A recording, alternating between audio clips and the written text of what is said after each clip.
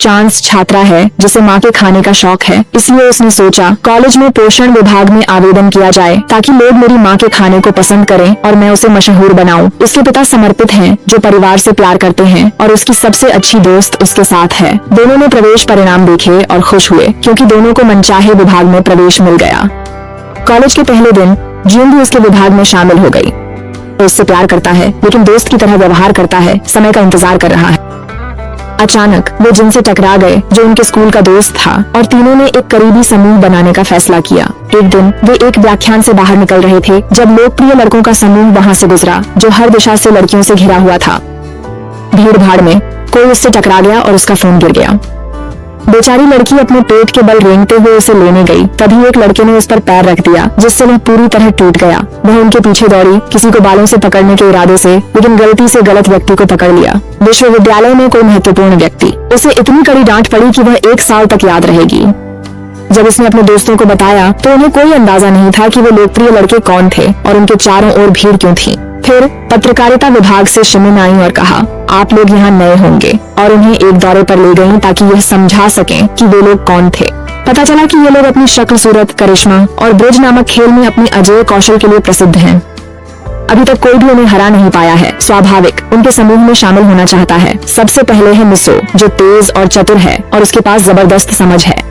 फिर है शिमिन, जो रहस्यमयी है और जिसे कोई समझ नहीं पाता। उसके सामने और पीछे का अंतर बताना मुश्किल है। अगला है वूजी, जो संगीत प्रेमी और एक शांत स्वभाव का व्यक्ति है। अंत में सबसे महत्वपूर्ण है गिरोह का नेता, बुद्धिमान, सुंदर और हवा से पैसे निकाल सकता है। उसने 18 में 1 मिलियन युआन कमाए। वह बागराम नामक एक खेल भी खेलता है जिससे लोग उससे डरते हैं। कोई चुनौती नहीं देता जब तक जोकर कार्ड नहीं भेजा जाता, क्योंकि वो चुनौती की आदत में है, पर किसी को आसानी से नहीं आने देते।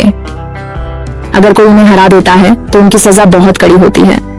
वे सेमेस्टर सफाई कह सकते हैं, या फव्वारे खड़ा करके शर्मिंदा कर सकते, या रात लैब बंद कर सकते हैं। वास्तव में शैतानी चीजें। एक बार चांस ने हिम्मत दिखाते हुए डाउमिंग के पास जाकर उसके फोन तोड़ने के लिए माफी मांगने की कोशिश की, लेकिन उसने कहा, दूर रहो स्वीट हार्ट, नहीं तो भीग जाओगी। फिर उसने जोड़ा, तुम्हारी ये हेयर कट मुझे तुम्हें गंभीरता से लेने के लिए प्रेरित नहीं करता। तो वह अपने दोस्त जिनके जन्मदिन के लिए केक ला रही थी, लेकिन अचानक वह लगभग गिर गई और केक उसके चेहरे पर जा लगा। हमारी लड़की ने गिरने से बचने के लिए जिन का हाथ पकड़ लिया। घुंघराले बालों वाले ने अपना आपा खो दिया और इसे बड़ा मुद्दा बना दिया। उसने माफी मांगी तो उसने उसे धक्का दे दिया। चांस ने अपनी बहादुरी की गोलियां खा ली और उसे खरी खोटी सुनाने लगी, उसे बड़ा सिर कहकर, हम पहले से ही तुम्हारे रवैये को सहन कर रहे हैं, अब तुम इस बेचारी लड़की पर गुस्सा निकाल रहे हो। उसने उसे कॉलर से पकड़ लिया और चेतावनी दी, ऐसी बातें मत कहो जिनका तुम्हें पछतावा हो। बाद में उसने उसके लॉकर में एक जोकर कार्ड रख दिया। वह गुस्से में आ गई क्योंकि उसने जल्दी इस तरह की मुसीबत में पड़ने की उम्मीद नहीं की थी, और उसके दोस्त बंदर बन जाएं, जिनके नाक के बाल लंबे हों। वूजी, जो पास में था, ने उससे पूछा, क्या तुम खुश हो जाओगी अगर वे बालों वाले बंदर बन जाएं? उसने माफी मांगी, लेकिन उसका इरादा उसे डराने का नहीं था, और वह एक नाटक के अभिनेता की तरह मुस्कुराते हुए चला गया। घर वापस आने पर उसकी माँ ने उसे खाने का ऑर्डर देने के लिए कहा। तभी पता चला कि श्रीमान कर्ली हेयर ने ही इसे ऑर्डर किया था। बेशक उसने दिखाया कि वह परिवार की मदद कर रहा है, लेकिन वह जानती थी कि वह उसे तंग कर रहा है और वह उसे माँ के खाना को घसीटने नहीं देगी। उसने उससे कहा कि वह खुद को चतुर और परिष्कृत समझता है, लेकिन वास्तव में वह समाज पर एक बोझ था। वह इसे सहन नहीं कर सका और उसने खाना वापस उस पर फेंक दिया। वह रोते हुए चली गई, और जब वह अपने कपड़े धो रही थी तो 2 लोग उसे परेशान करने आ गए, लेकिन वूजी ने उन्हें उसे अकेला छोड़ने के लिए कहा, और जब वह रो रही थी तो उसने उसे सांत्वना दी, पूछते हुए कि दाउमिंग उसके साथ ऐसा व्यवहार क्यों कर रहा था। फिर उसने अपने हाथ पर खड़ा होकर उससे कहा, अगर तुम्हें रोने का मन हो तो अपने हाथ पर खड़ी हो जाओ और आंसू नहीं आएंगे। अगले दिन वह कॉलेज गई, जहाँ उसने दाउमिंग के अलावा किसी को नहीं देखा। उसने उसे एक किक मारी और उसे एक मम्मी की तरह लपेट दिया। मिजो ने एक वीडियो रिकॉर्ड किया जिसमें कहा, हमारी नवीनतम खोज की रिपोर्ट कर रहा हूँ। एक मम्मी जो एक ऐसे लड़के की है जिसे एक लड़की ने मारा जो उससे छोटी थी। मिस्र की जय हो।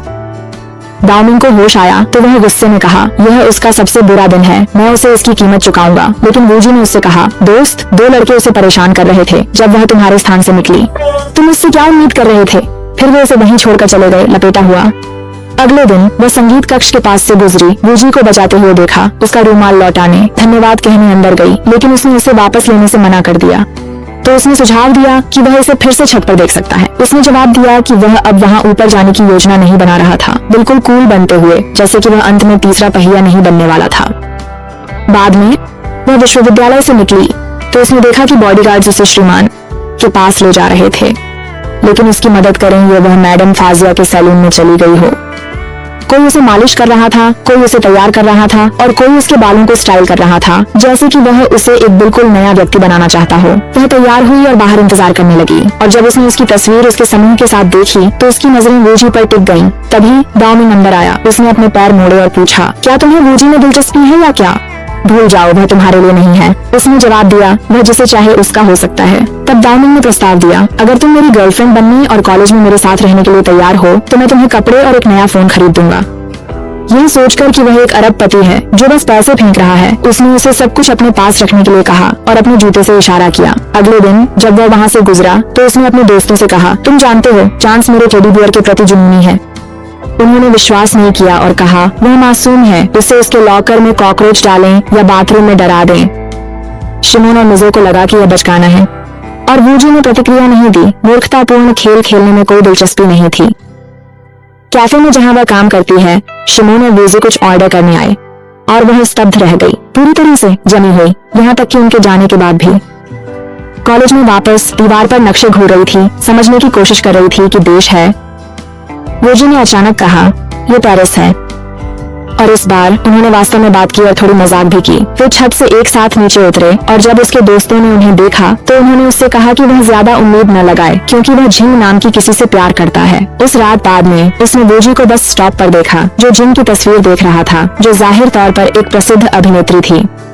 वह मुड़ा और कहा कि वह सुंदर है, फिर उसके गाल पर एक चुंबन दिया जिससे वह सपनों में खो गई, मानते हुए कि वह उसे पसंद करता है। लेकिन जब वह दाउमिंग के पास से गुजरी तो उसने ताना मारा, क्या तुम नहीं देख सकती कि मैं यहाँ से गुजर रहा हूँ? उसने व्यंग्यात्मक रूप से जवाब दिया, माफ करना, मैं तो बस आभारी हूँ कि तुम सुरक्षित गुजर गए। उसने अपनी हेयर स्टाइल बदल ली थी। उसने कहा, मैंने यह नया लुक तुम्हारे लिए किया है।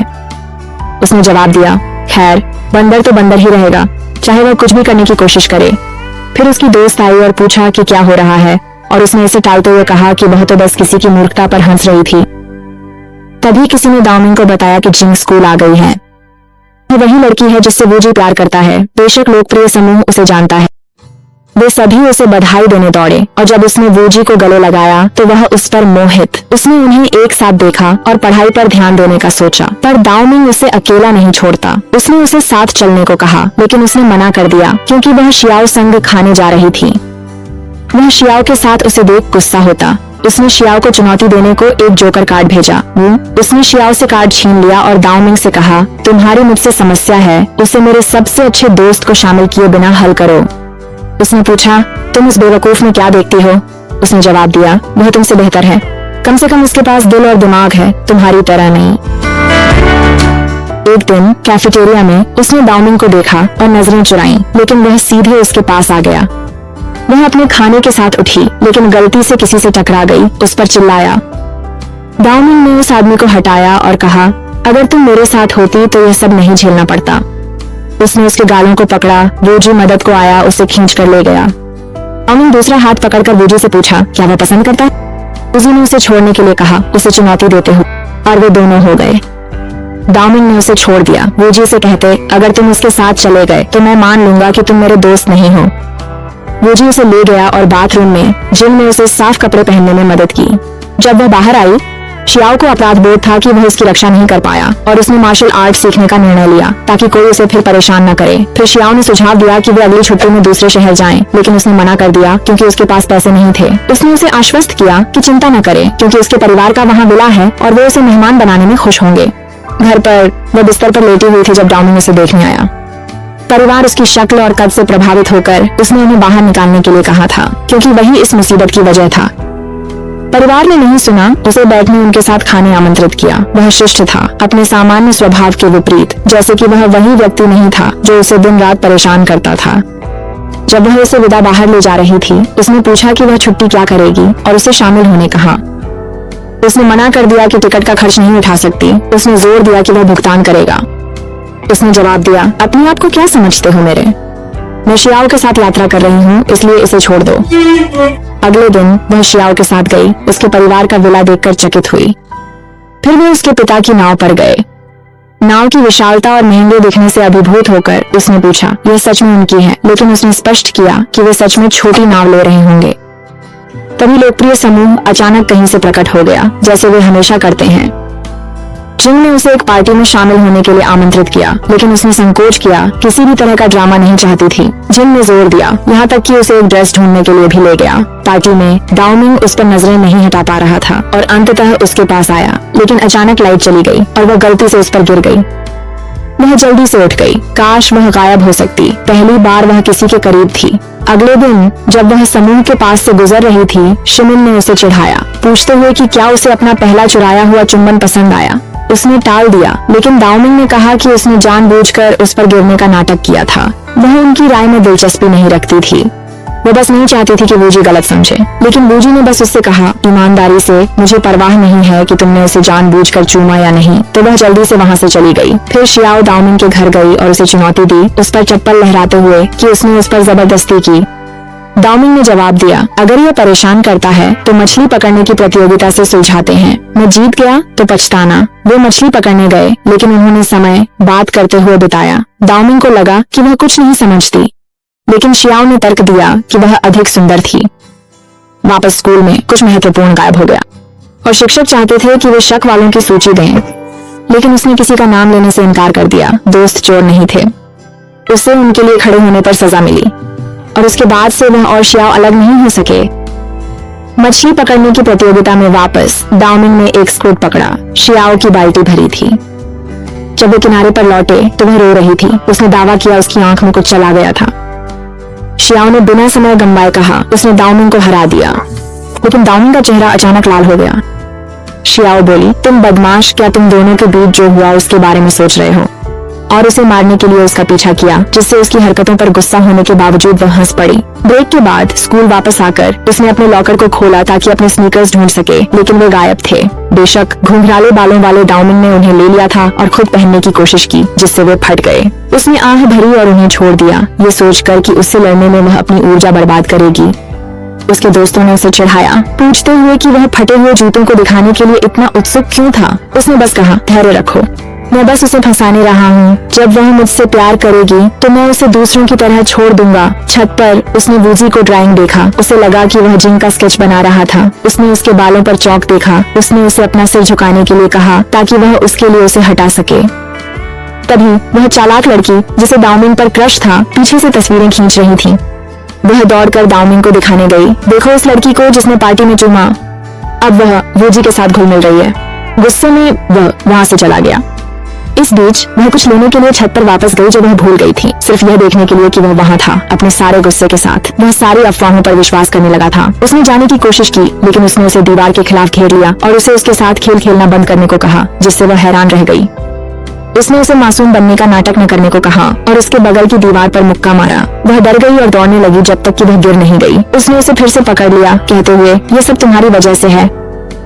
वह टूट गई, उसे अकेला छोड़ दे, और उसी क्षण उसे अपने कार्यों पर पछतावा होने लगा। माफी मांगी और वादा किया कि वह फिर चोट नहीं पहुंचाएगा। वे एक दूसरे को देखते हुए आंखों का संपर्क डालते। उसे देखकर डर जाती थी और वह अपने की पर अपराधी था। उसकी दोस्ती वूजी से तनाव में आ गई। वूजी के दोस्तों ने उससे पूछा क्या कुछ चल रहा है। उसके पास कोई जवाब नहीं था, क्योंकि वे जानते थे कि वह जिंग से प्यार करता। जिंग के जन्मदिन पर हमारी लड़की अपनी स्कूल दोस्त तैयार हो रही थी। शियाओ ने उन्हें ले जाने की पेशकश की। वो पार्टी में पहुंचे और बुफे की ओर बढ़े। स्वादिष्ट चीजों का आनंद लेने को तैयार थे। उसने देखा दाओ मिंग आ रहा है और वह लगभग अपने खाने में घुट गई। सौभाग्य, एक और लड़की उससे बात करने के लिए आ गई, जिससे उसे राहत मिली। फिर जिंग वूजी के साथ आई और वूजी उसे अपने प्यार का इजहार करने की योजना बना रहा था, जैसा उसके दोस्तों ने कहा था। वे एक साथ नाचने लगे और नृत्य समाप्त हुआ। वह भावनाएं व्यक्त करने वाला था, लेकिन जिंग ने उसे रोक दिया। उसे कुछ घोषणा करनी है। उसने सभी को उसके जन्मदिन पर आने के लिए धन्यवाद कहा, फिर घोषित किया वह अपने परिवार की कंपनी की उत्तराधिकारी अपनी स्थिति छोड़ देगी, फ्रांस में कानून की पढ़ाई करने के लिए, जहाँ वह गरीबों की मदद करना चाहती थी। उसके माता पिता ने विरोध किया, लेकिन उसने उनसे माफी मांगी और यह दिखाने के लिए वहीं पर अपने बाल काट दिए कि वह गंभीर और अपने निर्णय लेने के लिए परिपक्व है। यह देखकर वूजी का दिल टूट गया। वह आंसुओं पार्टी छोड़कर चला गया और वह माफी मांगने के लिए पीछे दौड़ी। उसे गले लगाते हुए 2 अन्य लड़कियां देखने के लिए आ गईं, तो वह पार्टी में वापस गई और शराब पी।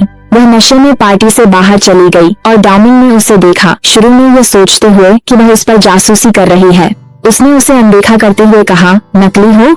वह अपना सिर उसके कंधे पर झुका दी और हालांकि उसने किसी भी गलत फहमी से बचने के लिए उसे दूर धकेलने की कोशिश की, उसने उस पर उल्टी कर दी।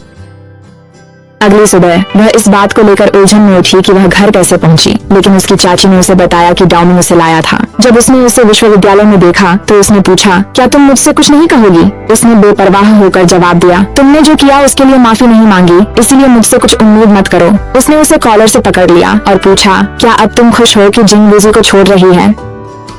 लेकिन सच्चाई वह खुश नहीं थी। छत पर गई ताकि वूजी को प्रोत्साहित करे कि जिंग से प्यार करता है तो उसे जाने से रोके। बेशक पहले तो उसे राहत मिली, लेकिन उसे उदास देखकर उसे बुरा लगा, इसलिए उसने जिंग से बात की, उसे पुनर्विचार करने प्रेरित किया। हालांकि जिंग अपने सपने को पूरा करने के लिए दृढ़ संकल्पित थी और चली गई। वूजी ने यह सुन लिया और गुस्से में उसे डांटा। उसे अपने निजी मामले में दखल देने के बजाय अपने काम से काम रखने को कहा। उसने समझाने की कोशिश की कि वह सिर्फ उसकी चिंता कर रही थी, कहते हुए, इतने छोटे दिल के मत बनो। चलो। बाद में वे सभी ट्रेन स्टेशन पर थे, जिंग को अलविदा कहने का इंतजार कर रहे थे। जब डाउमिंग एक उपहार के साथ आया तो शियाओ ने जोर देकर कहा कि वह देखे कि अंदर क्या है, लेकिन वह एक मूर्खतापूर्ण मजाक निकला। उसने सोचा कि वूजी शायद ज्यादा खुश होता अगर वह शियाओ की तरह आजादी से जी रहा होता, बजाय इसके कि जिंग के लिए दुखी होता। शियाओ जिंग ने उसके मूड को देखा और पूछा, तुम इतनी उदास क्यों हो?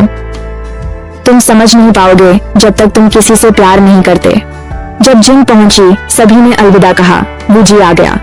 वह नाराज होकर बोली कि वह इतनी देर से कैसे आ सकता है और अलविदा कहने कैसे चूक सकता है। वूजी ने सलाह को दिल से लिया और जिंग को फिर से देखने के लिए फ्रांस की अगली उड़ान में सीट बुक कर ली। उसने उसका धन्यवाद किया और उसके माथे पर एक चुंबन दिया। शियाओ ने कहा, सच में यह तो बस एक माथे का चुंबन है, शांत हो जाओ, तुम ऐसे बर्ताव कर रहे हो जैसे वो डेट कर रहे हो। जब वो विमान को उड़ान भरते देख रहे थे, डाउमिंग ने उससे कुछ कहने की कोशिश की, लेकिन वह विमान के शोर के कारण सुन नहीं पाई। उसने अपनी बात दोहराई नहीं और चला गया। उसने कहा था, मुझसे डेट करो, बिना उसके समझे। एक दिन शियाओ को एक संदेश मिला जिसमें ब्रिज खेलने आमंत्रित किया गया था। वह नर्वस थी, वे शायद हार जाएंगे, लेकिन शियाओ शांत और आत्मविश्वासी था। वह उसके साथ शामिल हो गई। डाउमिंग ने मुस्कुराते हुए कहा, डर गई हो तो छोड़ दो, तुम्हारे पास कोई मौका नहीं होगा। नाराज होकर उसने उसे टोकते हुए कहा कि वह उन्हें डराने की कोशिश करके असभ्य हो रहा था। डाउमिंग ने नाटकीय ढंग से कार्ड फैलाए, अपनी कौशल का प्रदर्शन करते हुए जैसे वह कोई जोकर हो। शुरुआत में वह और शियाओ खुश थे, उन्होंने जीत लिया है, लेकिन फिर डाउमिंग ने इक्का ऑफ स्पेड्स दिखाया। वे चिंतित होने लगे। जियाओ ने अपनी घबराहट में गलती से कार्ड्स को गड़बड़ कर दिया, चुपके से इक्का को अपनी जेब में डाल लिया बिना किसी के ध्यान दिए। दुर्भाग्यवश वह पकड़ा गया और उसने हार मान ली, पूछते हुए कि वे क्या चाहते हैं। डाउमिंग के दोस्तों ने जियाओ को खींचकर ले गए। डाउमिंग को उसके साथ छोड़ दिया। उसने उससे पूछा कि वह क्या चाहता है और उसने बस मेज को धक्का दिया और कहा कि वह सिर्फ इतना चाहता है कि वह उसे डिनर पर ले जाए। अगले दिन वह अपनी माँ के साथ खरीदारी करने गई, जिससे वह डाउमिंग के साथ मुलाकात के लिए देर से पहुंची, जो 4 घंटे से बारिश में इंतजार कर रहा था। जब वह आखिरकार पहुंची तो उसने पूछा कि उसने इतना इंतजार क्यों किया। उसने उसे कसकर गले लगा लिया। वह उसे सबसे सस्ते रेस्तरां में ले गई जो वह ढूंढ सकती थी। हालांकि उम्मीद थी कि वे कहीं शानदार जगह जाएंगे या टावर। हर जगह जो उन्होंने कोशिश की वह बंद थी। आखिरकार वे एक रूफटॉप कैफे जाने के लिए लिफ्ट में गए, लेकिन लिफ्ट खराब थी और वे अंदर फंस गए। उसका फोन बंद हो गया था क्योंकि उसने उसे कई बार कॉल किया था और उसका फोन भी काम नहीं कर रहा था। वे चुपचाप बैठे रहे जब तक कि वह बुखार के कारण बेहोश नहीं हो गया, जो उसे बारिश में इंतजार करने से हुआ था। उसने उसे अपने गोद में सिर रखने दिया, उसे ढक दिया और जितना हो सका उसकी देखभाल की, जबकि उसका परिवार उसकी अनुपस्थिति को लेकर चिंतित था। अगली सुबह वह जागा तो देखा कि वह उसके बगल में सो रही थी। वह जल्दी से जाग गई, उसे आश्वस्त किया कि वह ठीक हो जाएगा और जल्द ही घर जा सकेगा, जहाँ उसकी माँ उसकी देखभाल करेगी। लेकिन उसने बताया कि उसने अपनी माँ को कई सालों से नहीं देखा था क्योंकि वह लंदन में काम करती थी और उसके पिता का निधन हो गया था, जिससे उसे खुद का ख्याल रखना पड़ता था। उसे उसके लिए दुख हुआ और उसने समझा कि वह कभी कभी ऐसा व्यवहार क्यों करता है। उसने मजाक में कहा कि अब वह उसका कर्जदार है, जिससे वह चौंक गया। तो उसने जल्दी से स्पष्ट किया कि उसका मतलब किसी अजीब तरीके से नहीं था। तभी रखरखाव कर्मियों ने दरवाजा खोला और वे बचा लिए गए। वापस विश्वविद्यालय में उसके दोस्तों ने पूछा कि वह कहाँ थी और फिर कहा कि डाउमिंग उसे ढूंढ रहा था। उसने उसे एक बैग दिया जिसे उसने सोचा कि शायद कोई उपहार होगा, लेकिन वह सिर्फ उसकी जैकेट थी जो उसने पीछे छोड़ दी थी।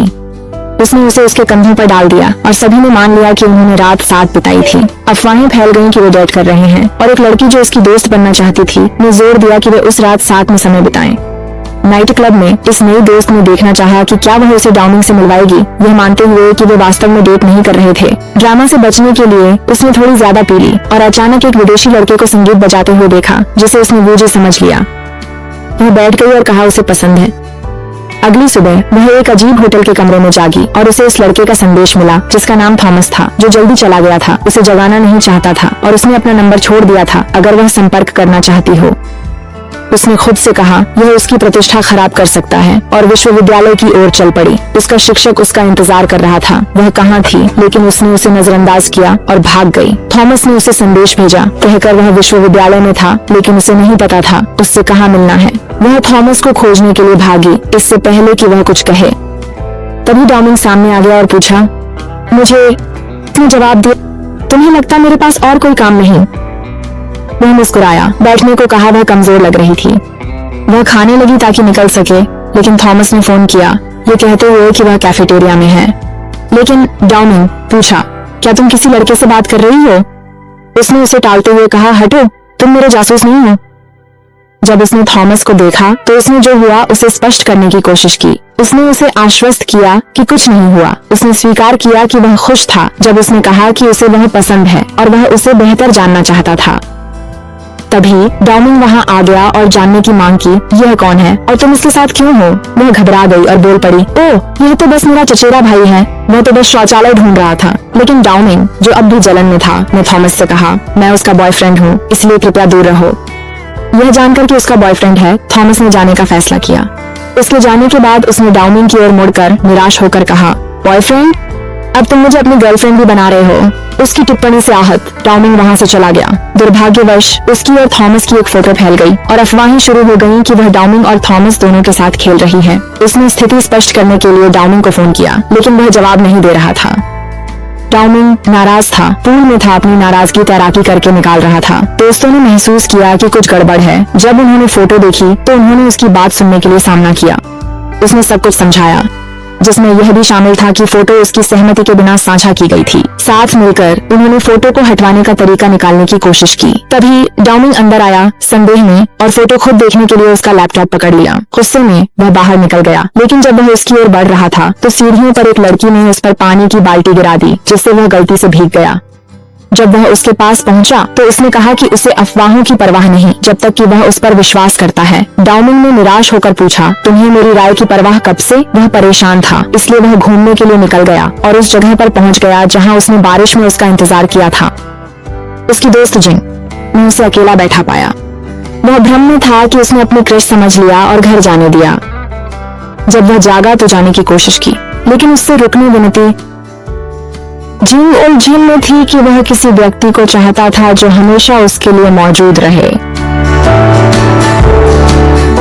उसने उसे पेशकश की कि लेकिन उसने कहा वह अपनी तुलना उसकी लड़की से न करे। बाद में उस पर भरोसा न करने का पछतावा कर डाउमिंग उसे खोजने गया। उसने देखा कि दो लोग उसे कहीं खींचने की कोशिश कर रहे थे। उनसे लड़ाई की और उसे सुरक्षा के लिए घर ले गया। घावों का इलाज कर रहा था। उसने शिकायत की, थोड़ा नरम नहीं हो सकते बदमाश? उसने पूछा, क्या तुम मुझे ऐसे धन्यवाद देती हो? तो उसने उसे धन्यवाद कहा। वह वास्तव में उसकी परवाह करता है। फिर उसने पूछा, क्या और थॉमस के बीच कुछ हुआ था?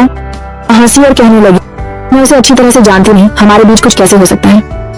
संतुष्ट होकर उसने उससे कहा, अगर कुछ होता तो मैं गुस्सा होता। उसने उसे चिढ़ाते हुए पूछा कि वह इतना परेशान क्यों है, और उसने स्वीकार किया, शायद इसलिए कि मुझे तुम पसंद हो। हैरान होकर वह भाग गई, मुश्किल से विश्वास कर पा रही थी कि उसने ऐसा कहा।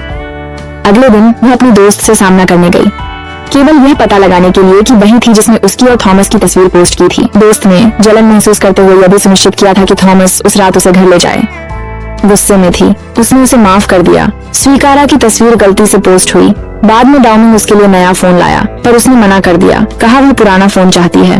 वह वापस नहीं कर रहा था, चिढ़ाता रहा जब तक वोजी नहीं आया। डाउमिंग ने घोषणा की, अब वह मेरी गर्लफ्रेंड है। वोजी ने पूछा कि क्या वह गंभीर है, और उसने जल्दी से जवाब दिया, कृपया एक तरफ हो जाओ। जब घर पहुंची, डाउमिंग ने उसे कुछ नए उपकरण भेजे तो उनसे मिलने एक कैफे गई। उन्हें लौटाने को कहा। पूछा क्या वह सोचता है कि वह उससे शादी कर रही है या कुछ और। वहाँ वोजी एक नई लड़की के साथ आया, शायद गर्लफ्रेंड। आहत महसूस करते हुए वह चली गई। ये सोचकर उलझन में थी कि वह जिन को इतनी आसानी से कैसे भूल सकता है। कुछ दिनों बाद वह उससे छत पर बात करने गई और उसने पूछा कि क्या वह सच में डाउमिंग को डेट कर रही है। उसने कहा नहीं, ये सब उसकी ही योजना थी। वह मुस्कुराया और कहा अच्छा, तो हमें डेट करना चाहिए। वह चौंक गई तो उसने जोड़ा, मैं मजाक कर रहा हूँ, लेकिन क्या यह मजेदार नहीं होगा कि डाउमिंग की पीठ पीछे गुप्त रूप से डेट करें। उसके चंचल इशारों से उलझन में वह चलने लगी। उसने उसके पीछे से आवाज दी, कहते हुए कि वह हाल ही में और भी खूबसूरत लग रही है। वह उलझन में महसूस करते हुए चली गई, वह बिल्कुल अलग हो गया हो। एक दिन जब वह अपनी लेक्चर से बाहर आ रही थी, डाउमिंग अचानक प्रकट हुआ और उसे हवाई अड्डे की ओर खींच ले गया। वो यात्रा पर जा रहे हैं।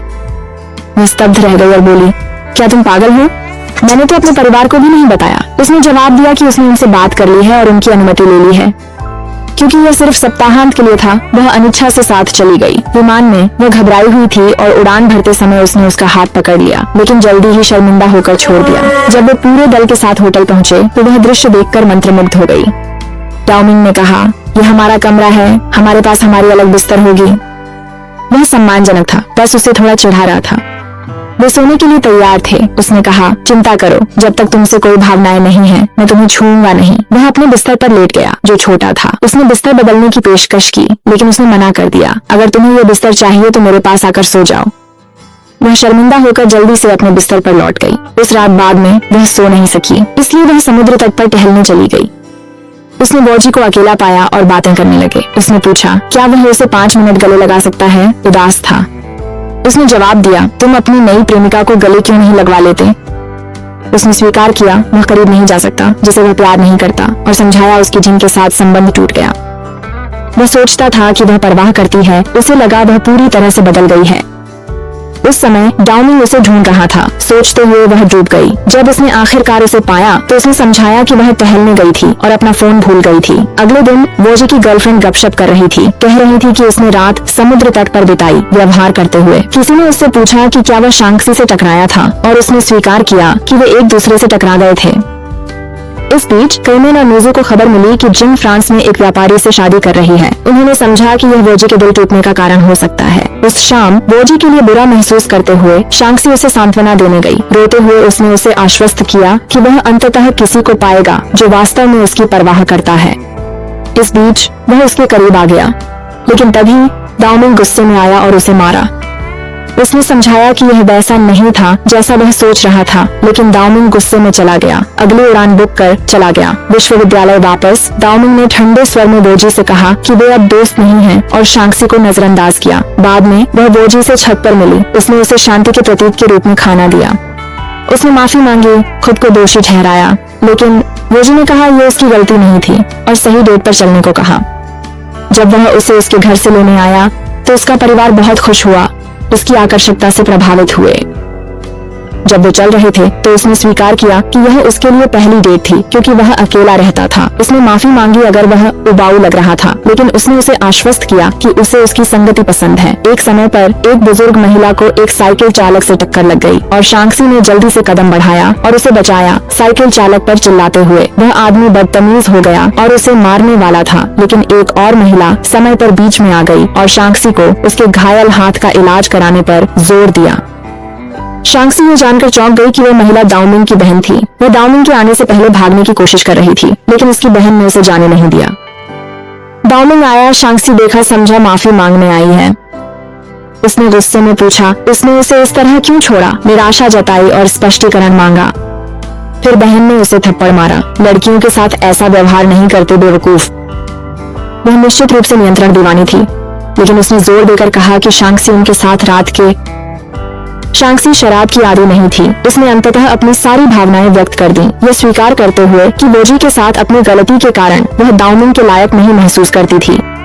डाउमिंग ने सब कुछ सुन लिया और निराश होकर पास आया। इस बात से परेशान उसकी हरकतों से रिश्ता बिगड़ गया। उसकी बहन ने उसे सांत्वना दी। शांक्सी ने उस दिन एक बुजुर्ग महिला के लिए खड़े होकर साहस दिखाया था और कहा शांक्सी को अतिथि कक्ष में सोने दे और उसके साथ सम्मान से पेश आए। वापस विश्वविद्यालय में वोजी ने डाउमिंग से बात करने की कोशिश की, लेकिन डाउमिंग ने गुस्से में कहा मुझसे बात करने की हिम्मत कैसे। फिर उसने वोजी को उनके समूह से बाहर निकालने का निर्णय लिया और उसकी जगह शानक्सी ने जिम्मेदार बनने की कोशिश की। उन्हें बताया कि वह नहीं चाहती थी कि उनकी दोस्ती को नुकसान हो। वोजी ने इसके विपरीत सोचा। वह जानता जिसने चीजों को बिगाड़ा। मामले सुलझाने दाओमिंग ने वोजी को ब्रिज गेम चुनौती दी, लेकिन शानक्सी वोजी के साथ खड़ी रही खेलने का फैसला किया। वह दाओमिंग के घर गई, बताया खेल सीखना शामिल होना चाहती है। दाओमिंग ने उसे गले लगाया। मुझे बता दो तुम मुझसे प्यार करती हो, मैं खेल रद्द कर दूंगा। मैं वोजी को परेशान नहीं करूंगा। वह उसके प्रति ऐसा महसूस नहीं करती थी, इसलिए वह यह नहीं कह सकी। इसका लक्ष्य वोजी का समर्थन करना और उसे अपने दोस्तों को खोने से रोकना था। वह वोजी के साथ अभ्यास करती थी और एक बार उसने अचानक पूछा कि क्या वह दाओमिंग से प्यार करती है। वह चौंक गई। ये नहीं जानती थी कि कैसे जवाब दे। फिर उसने पूछा, तो क्या तुम मुझसे प्यार करती हो? एक बार फिर उसके पास कोई जवाब नहीं था, तो उसने उसे कहा कि इन सवालों को बंद कर दे। उसने पूछा, वह जिन से प्यार करता है। उसने जवाब दिया, क्या तुम मुझ पर विश्वास करोगी? मैं अब उसके बारे में नहीं सोचता। जब वे खेल शुरू करने के लिए विश्वविद्यालय पहुंचे तो शांक्सी और वोजी ने हाथ पकड़े हुए थे, जिससे दाओमिंग नाराज हो गया, जिसने पूछा, क्या तुम दोनों पूरे समय हाथ पकड़े रहोगे? सभी ने सहमति जताई कि अगर वोजी और शांक्सी जीत गए तो दाओमिंग उन्हें माफ कर देगा, लेकिन अगर वे हार गए तो शांक्सी विश्वविद्यालय छोड़ देगी। खेल शुरू हुआ और उन्होंने पहले 2 राउंड जीत लिए। वे इतने आत्मविश्वास से भरे थे कि वे आखिरी राउंड भी जीत जाएंगे, लेकिन दाओमिंग चिंतित हो गया और उसने हार मानने का फैसला किया। शांक्सी जीतकर खुश थी, पर दाओमिंग ने दावा किया अगर पीछे नहीं हटता तो जीत जाता। वह समझ नहीं पाई कि उसने हार क्यों मानी। वोजी ने स्पष्ट कारण बताया, दाओमिंग विश्वविद्यालय छोड़ने चाहता। बाद में दाओमिंग के घर पर उसकी बहन ने आमंत्रित किया। मेजू अपने पूर्व प्रेमियों को याद कर रहे थे। उन्होंने शांक्सी से पूछा उसे किसी पूर्व प्रेमी का नंबर याद है, लेकिन उसने स्वीकार किया कि उसने डेट नहीं किया था। उसकी बहन ने शांक्सी से पूछा वह वोजी कितनी दूर तक गई है, और उसने जवाब दिया वे एक बार डेट पर गए थे। दाओमिंग की बहन ने उन्हें बात करने के लिए कमरा देने का सोचा, जिसे वोजी ने स्वीकार कर लिया। कई बातें थीं। अंदर उसने उसे बताया कि वह उसे पसंद करता है पर प्यार नहीं करता। यह स्वीकार करते हुए कि वह जिन को भूलने की कोशिश कर रहा था। उसने माना कि उसके दोस्त सही थे। शांक्सी में रुचि थी क्योंकि जिन को भूलने संघर्षरत था। शांक्सी ने उसे आश्वस्त किया कि वह खुश है और हमेशा उसका करीबी दोस्त बने रहने में कोई आपत्ति नहीं है। उसने उसके सिर पर थपथपाया और उसका धन्यवाद किया। इस बीच बाहर दाओमिंग ने मेजू को कहते सुना, शांक्सी और वोजी उस कमरे में अकेले क्या कर रहे हैं? ईर्ष्या और जवाब की तलाश में उसने अपनी बहन से पूछा वे कहाँ हैं? उसने उसे बताया कि वे ऊपर साथ में हैं, लेकिन दाओमिंग ने न गुस्से में जाने की कोशिश की न हंगामा किया। वह चुपचाप खड़ा रहा, अपने विचारों में खोया हुआ। अगले दिन दाओमिंग ने स्वीकार किया, सालों पहले उसने वोजी के साथ गलत किया था, जबरदस्ती उसका खिलौना ले लिया था और अपने दोस्तों को बुलाकर उसे धमकाने की भी सोची थी। वोजी तब नाराज नहीं हुआ था, इसलिए अब दाओमिंग एहसान चुकाना चाहता था और शांक्सी को जाने देना चाहता था। वह विश्वविद्यालय में मिली ताकि किताबें लौटा सके, जिससे वह हैरान रह गई। इस बीच वोजी भी शांक्सी से पीछे हटने का इरादा रखता था, क्योंकि दाओमिंग उसका पुराना दोस्त था, लेकिन वह उसे तुरंत यह नहीं बताना चाहता था। वह चाहता था कि दाओमिंग थोड़ी तकलीफ झेले और उसकी कीमत समझे। एक दिन दाओमिंग ने अपने दोस्तों को बताया कि वह लंदन जा रहा है वहाँ बसने के लिए। वोजी ने यह सुन लिया और उससे कहा, चिंता मत करो, मैं तुम्हारी वजह से नहीं जा रहा हूँ। शांक्सी अंदर आई, दाओमिंग के जाने से परेशान थी। उसने उसे चिढ़ाने का फैसला किया और कहा, यह तुम्हारा मौका है उसे खुलकर डेट करने का। मुझे कोई आपत्ति नहीं है। वह निराशा में चली गई, यह सोचते हुए कि काश वह लंदन में गौरी लड़कियों के साथ मजे करता। वह हाल ही में एक फ्रैंकी के रेस्तरां में काम करने लगी थी और दाओमिंग के शब्दों के विचारों में खोई हुई उसने गलती से खुद को जला लिया। तियान, उसकी सहकर्मी, आई और उसकी जलन पर गौज और कपास लगाने लगी। एक लड़की ने उसे बताया कि बाहर एक आदमी है जो हंगामा कर रहा है और वह उसे देखे बिना जाने से मना कर रहा है। फ्रैंकी प्रबंधक ने दाओमिंग से कहा कि यह काम की जगह है, वह ऐसा नहीं कर सकता, और शांक्सी ने उसे जाने के लिए कहने की कोशिश की, लेकिन दाओमिंग ने हाथ पकड़ लिया और फ्रैंकी ने पूछा, तुम कौन हो, उसे ले जाने हक रखते हो? एक और झगड़ा शुरू हो गया, लेकिन शांक्सी ने रोक दिया। दाओमिंग से कहा, रुक जाए। उसने खुद को बेवकूफ कहा कि वह अलविदा कहने आया था, फिर चला गया, यह तय करके कि वह वापस नहीं आएगा। हवाई अड्डे पर वोजी ने दाओमिंग से कुछ महत्वपूर्ण कहने के लिए संपर्क किया, इससे पहले कि वह विमान में चढ़े। विमान में दाओमिंग चुपचाप गुस्से में था, उड़ान के बीच में छोड़ने की भी सोच रहा था, लेकिन उसकी बहन ने उसे थप्पड़ मारा, पूछते हुए, तुम्हें क्या लगता है तुम कहाँ जा रहे हो? ये बस नंबर 6 नहीं है। जब वे लंदन पहुँचे तो दाओमिंग गुस्से में इधर उधर घूम रहा था। वोजी ने स्वीकार किया कि उसके और शांक्सी के बीच कुछ नहीं हुआ था और उसने महसूस किया कि शांक्सी दाओमिंग से प्यार करती थी। दाओमिंग ने शांक्सी को फोन करने की कोशिश की। उसके पिता उसे तुरंत घर बुला रहे हैं, लेकिन जब उसे पता चला कि वह दाओमिंग है तो उसने फोन काट दिया। उसने सोचा कि उसे लंदन में मजे करना चाहिए। अगले दिन काम पर हर कोई तनाव में था क्योंकि तियान का उस दिन एक बड़ा खाना पकाने का परीक्षण था और उसे मछली तैयार करनी थी।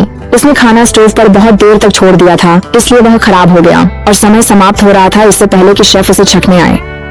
शांक्सी ने उसे डिश बचाने कदम बढ़ाया, लेकिन सॉस बनाने में समय लगता। उसने कैमियो पत्तियों का उपयोग किया था और तियान को जल्दी से कुछ खरीदने का सुझाव दिया जबकि वह डिश ठीक कर रही थी। वह पत्तियां खरीदने के लिए बाहर दौड़ी, लेकिन वापस आते समय कोई उससे टकरा गया जिससे वो गिर गई और एक अन्य व्यक्ति ने उन पर पैर भी रख दिया। उसे एक महिला मिली, कैमियो पत्तियां बेचती थी। उसने समय पर कुछ खरीद लिया। जैसे ही शेफ खाना चखने आए, वो रेस्टोरेंट वापस लौट आई और शुक्र है कि शेफ को वह डिश बहुत पसंद आई। अगले दिन तियान उस दुकान पर कैमो पत्ते खरीदने गया और उसने शांक्सी का कार्ड देखा। वह पत्ते के लिए भुगतान नहीं कर पाई थी क्योंकि वे महंगे थे, इसलिए उसने अपना कार्ड गिरवी छोड़ दिया था ताकि वह बाद में आकर भुगतान कर सके। दुकान के सहायक ने उसे बताया कि वह हाल ही में एक दुर्घटना में शामिल हुई थी, जिससे वह और प्रशंसनीय लगने लगी। उसका धन्यवाद करने तियान ने उसे खाने पर बुलाया। उन्होंने अपनी जिंदगियों के बारे में बात की। उसने उसे कहा माँ का निधन हुआ, पिता संग रहता था, जीवन में आगे बढ़ने को मेहनत कर रहा था। उसे लगा वे दोनों समान थे, दोनों कठिनाइयों से जूझ रहे थे। रात के खाने उसने उसे घर तक छोड़ा और कहा वह खाना बनाए, वह पास रहे। बेशक उसने उसे रसोई में मदद के रूप में लिया। फिर दाओमिंग आकर बोला, ओह प्यारी, वह सिर्फ तुम्हारी मदद नहीं चाहता, वह तुम्हें अपने भविष्य की प्रेमिका के रूप में चाहता है। उसने कहा इससे पहले वह जुड़ जाए उसे यह जान लेना चाहिए। तियान एक बड़े चीनी फार्मास्यूटिकल कंपनी उत्तराधिकारी था। गरीब होने का नाटक था। उसने तियान के दिखावे से खुद को ठगा महसूस किया। उससे कहा उसने संघर्षों को तुच्छ बना दिया। तियान ने समझाया वह कठिनाइयों को कम नहीं कर रहा था, वह बस अपने पिता के खिलाफ लड़ने की कोशिश कर रहा था। फिर दाओमिंग उसके घर में घुस आया, ये दावा करते हुए कि वह उसे मूर्ख बनने से बचाने के लिए लंदन से वापस आया है। जब उसकी माँ दाओमिंग का स्वागत करने के लिए बाहर आई तो उसके पिता भी उसे देखकर खुश हुए और उसे अतिथि कक्ष में आराम करने का प्रस्ताव दिया। लेकिन दाओमिंग आत्मविश्वास से शांक्सी के कमरे में चला गया। उसने उसे अपने बिस्तर से उतरने और उसकी जगह न लेने के लिए कहा, लेकिन उसने बस कंधे उचकाए और कहा अगर मुझे प्यास लग जाए तो कौन मुझे पानी लाएगा। उसने उसे और चिढ़ाया, पूछते हुए कि क्या उसने तियान का हाथ पकड़ा था। शांक्सी ने उसे नकार दिया और उसे पीछे हटने के लिए कहा। अगले दिन जब शांक्सी बाथरूम में कपड़े बदल रही थी, दाओमिंग बिना दस्तक दिए अंदर आ गया, जैसे कि ये कोई खलिहान हो, और यहाँ तक कि उसकी माँ भी अंदर आ गई। उन्हें अजीब स्थिति में देखकर उसकी माँ ने मजाक में कहा ओह, और दरवाजा बंद कर दिया। बाद में रेस्तरां में शांक्सी ने तियान की मदद की। उसने गलतफहमी को समझाया कि वह चाहता था लोग उसे असलियत के लिए महत्व दें, दौलत के लिए नहीं। उसने उसकी बात समझ ली और अब गुस्सा नहीं थी।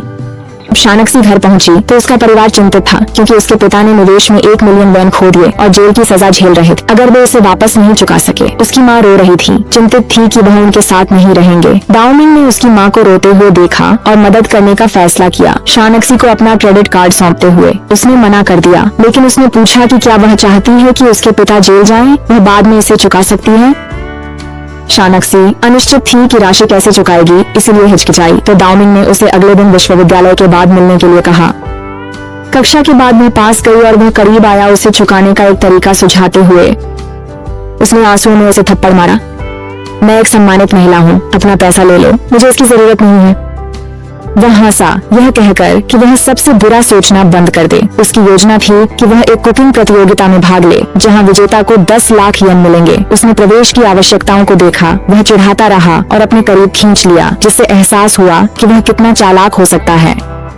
फिर उसने उसे कहा कि उसे पैसे वापस कर दे, लेकिन ब्याज को भूलना नहीं। उसने पूछा कि उसे कितना चाहिए, लेकिन उसने केवल गाल पर एक चुंबन की मांग की।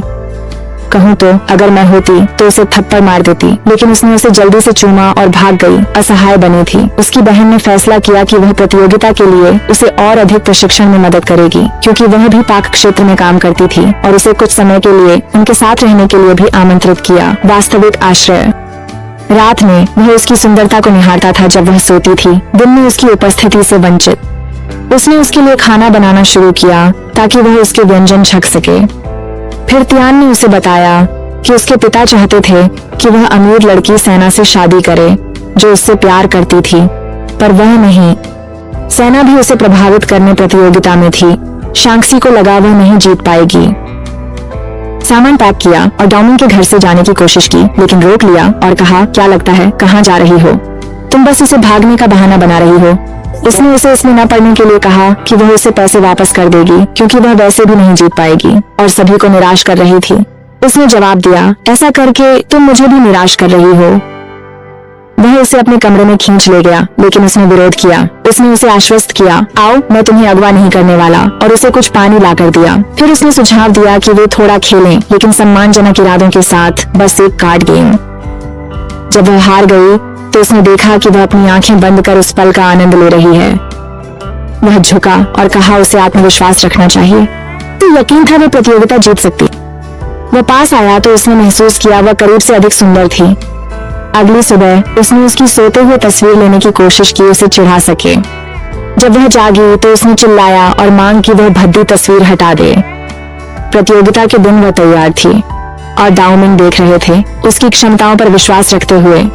न्यायाधीशों ने प्रत्येक व्यंजन का स्वाद चखा ताकि यह तय कर सकें। 6 प्रतियोगियों में शांक्सी भी शामिल थी। अगले दौर उन्हें पेस्ट्री तैयार करनी थी। सेना की पेस्ट्री न्यायाधीशों को प्रभावित किया। जब उन्होंने शांक्सी पेस्ट्री का स्वाद चखा, उन्हें वे अजीब लगी। फिर डाउमिंग की सलाह याद आई, आत्मविश्वासी रहो, इसलिए उसने न्यायाधीशों से कहा। उसकी रेसिपी एक महिला से प्रेरित थी, अपने बीमार पति के लिए बनाई। उसने अपनी देखभाल और प्यार भरा। न्यायाधीशों ने उसके व्यक्तिगत स्पर्श सराहा और 3 फाइनलिस्टों की घोषणा, जिनमें शांक्सी भी शामिल थी। अंतिम दौर कठिन था। उनके पास खाना बनाने के लिए केवल 35 मिनट। शांक्सी चिंतित था, लेकिन डाउमिंग ने जोर देकर कहा कि वह ध्यान केंद्रित करे और जल्दी से सामग्री चुने, क्योंकि समय समाप्त हो रहा था।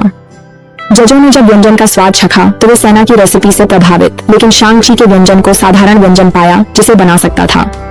सेना को पहले स्थान का विजेता घोषित किया गया। जजों ने इस बार एक अपवाद बनाया और शांक्सी को उसकी मेहनत और खाना पकाने की कला के लिए $500 मिलियन युआन से सम्मानित किया। शांक्सी खुश थी, उसने धन्यवाद किया जिन्होंने उसका समर्थन किया। डाउमिंग के घर पर उन्होंने जश्न मनाया। शांक्सी ने समर्थन धन्यवाद किया और डाउमिंग ने सबके सामने उसे अगले दिन बाहर चलने के लिए पूछा। शर्मिंदा होकर उसने सुझाव दिया कि वे समूह में बाहर जाएं, लेकिन एक एक करके दूसरों ने उन्हें अकेला छोड़ने के बहाने बना लिए। डाउमिंग ने उसकी ओर मुड़कर कहा, देखो, लगता है कि मैं ही तुम्हारे लिए बचा हूँ। अगले दिन वह उससे मिलने जा रही थी, लेकिन उसने देखा कि एक छोटा लड़का गिर गया था। उसने उसे उठाया और उसने अपनी माँ की ओर से एक नोट उसे दिया, जो उसकी पड़ोसी निकली। नोट बताया उसकी माँ काम जाना और पूछा कि वह देखभाल कर सकती है। उसने टिप्पणी की कि न केवल वह देर से आई, बल्कि एक बच्चे को भी साथ ले आई। उसने माफी मांगी, उसे थोड़ी देर के लिए सहन करने को कहा, इसलिए वे लड़के को चिड़ियाघर ले गए। डाउमिंग ने महसूस किया कि वह लड़के पर उससे ज्यादा ध्यान दे रही थी, जिससे उसे थोड़ा उपेक्षित महसूस हुआ। एक समय लड़के ने कहा, बंदर कितना बदसूरत, और डाउमिंग ने मजाक किया, तुम्हारे जितना बदसूरत नहीं, लेकिन वह दयालु था। लड़के को अपने कंधों पर उठाया ताकि वह जानवरों को देख सके। जब लड़का अंततः सोया तो उसने उसका टेडी बियर लेने की कोशिश की ताकि वह सुकून से सो सके। फिर उसने डाउमिंग से पूछा, वह हमेशा उसकी मदद क्यों करता है और उसके साथ समय क्यों देता है। थक कर उसने आखिरकार कह दिया, मैं सच में तुम्हारी अनजानियत से निपटते निपटते थक गया हूँ, और चला गया उसे लड़के के साथ छोड़कर।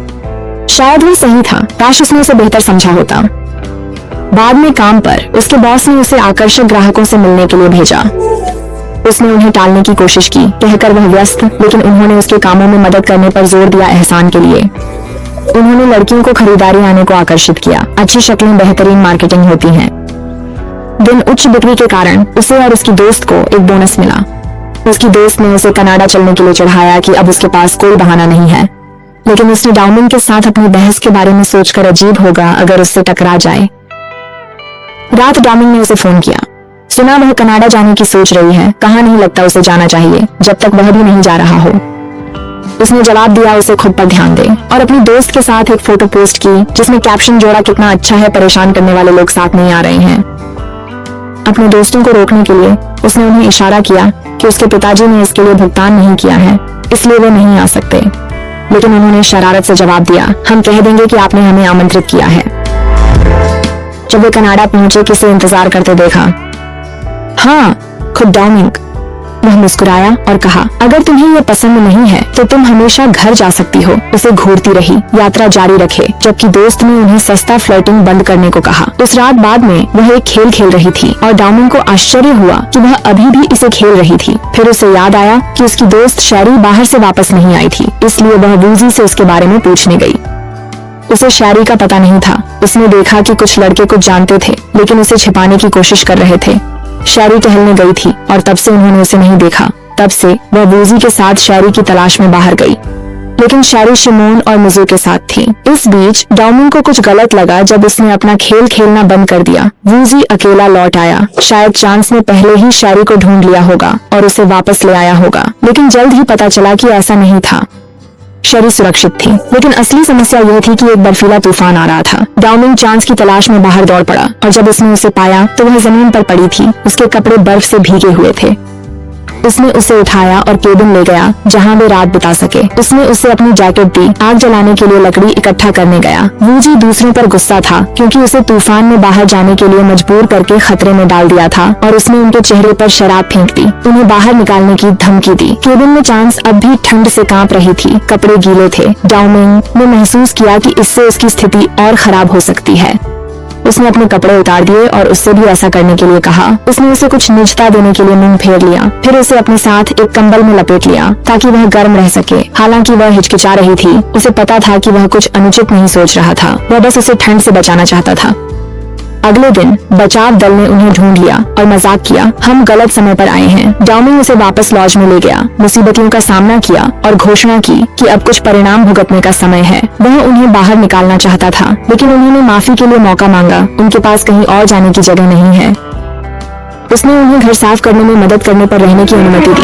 बाद में जब वे आराम कर रहे थे, डाउमिंग के दोस्तों ने उसे चिढ़ाया कि उन्होंने केबिन में रात कैसे बिताई, यह इशारा करते हुए कि यह किसी रोमांटिक फिल्म जैसा रहा होगा। शिमोन और मिजू मजाक करने से खुद को रोक नहीं पाए। मिजू ने कहा, मुझे अपनी बाहों में ले लो मेरे प्यार। डाउमिंग शर्मा गया और जल्दी से चला गया, लेकिन फिर से चिढ़ाया गया क्योंकि वह बाथरूम के गलत तरफ चला गया था।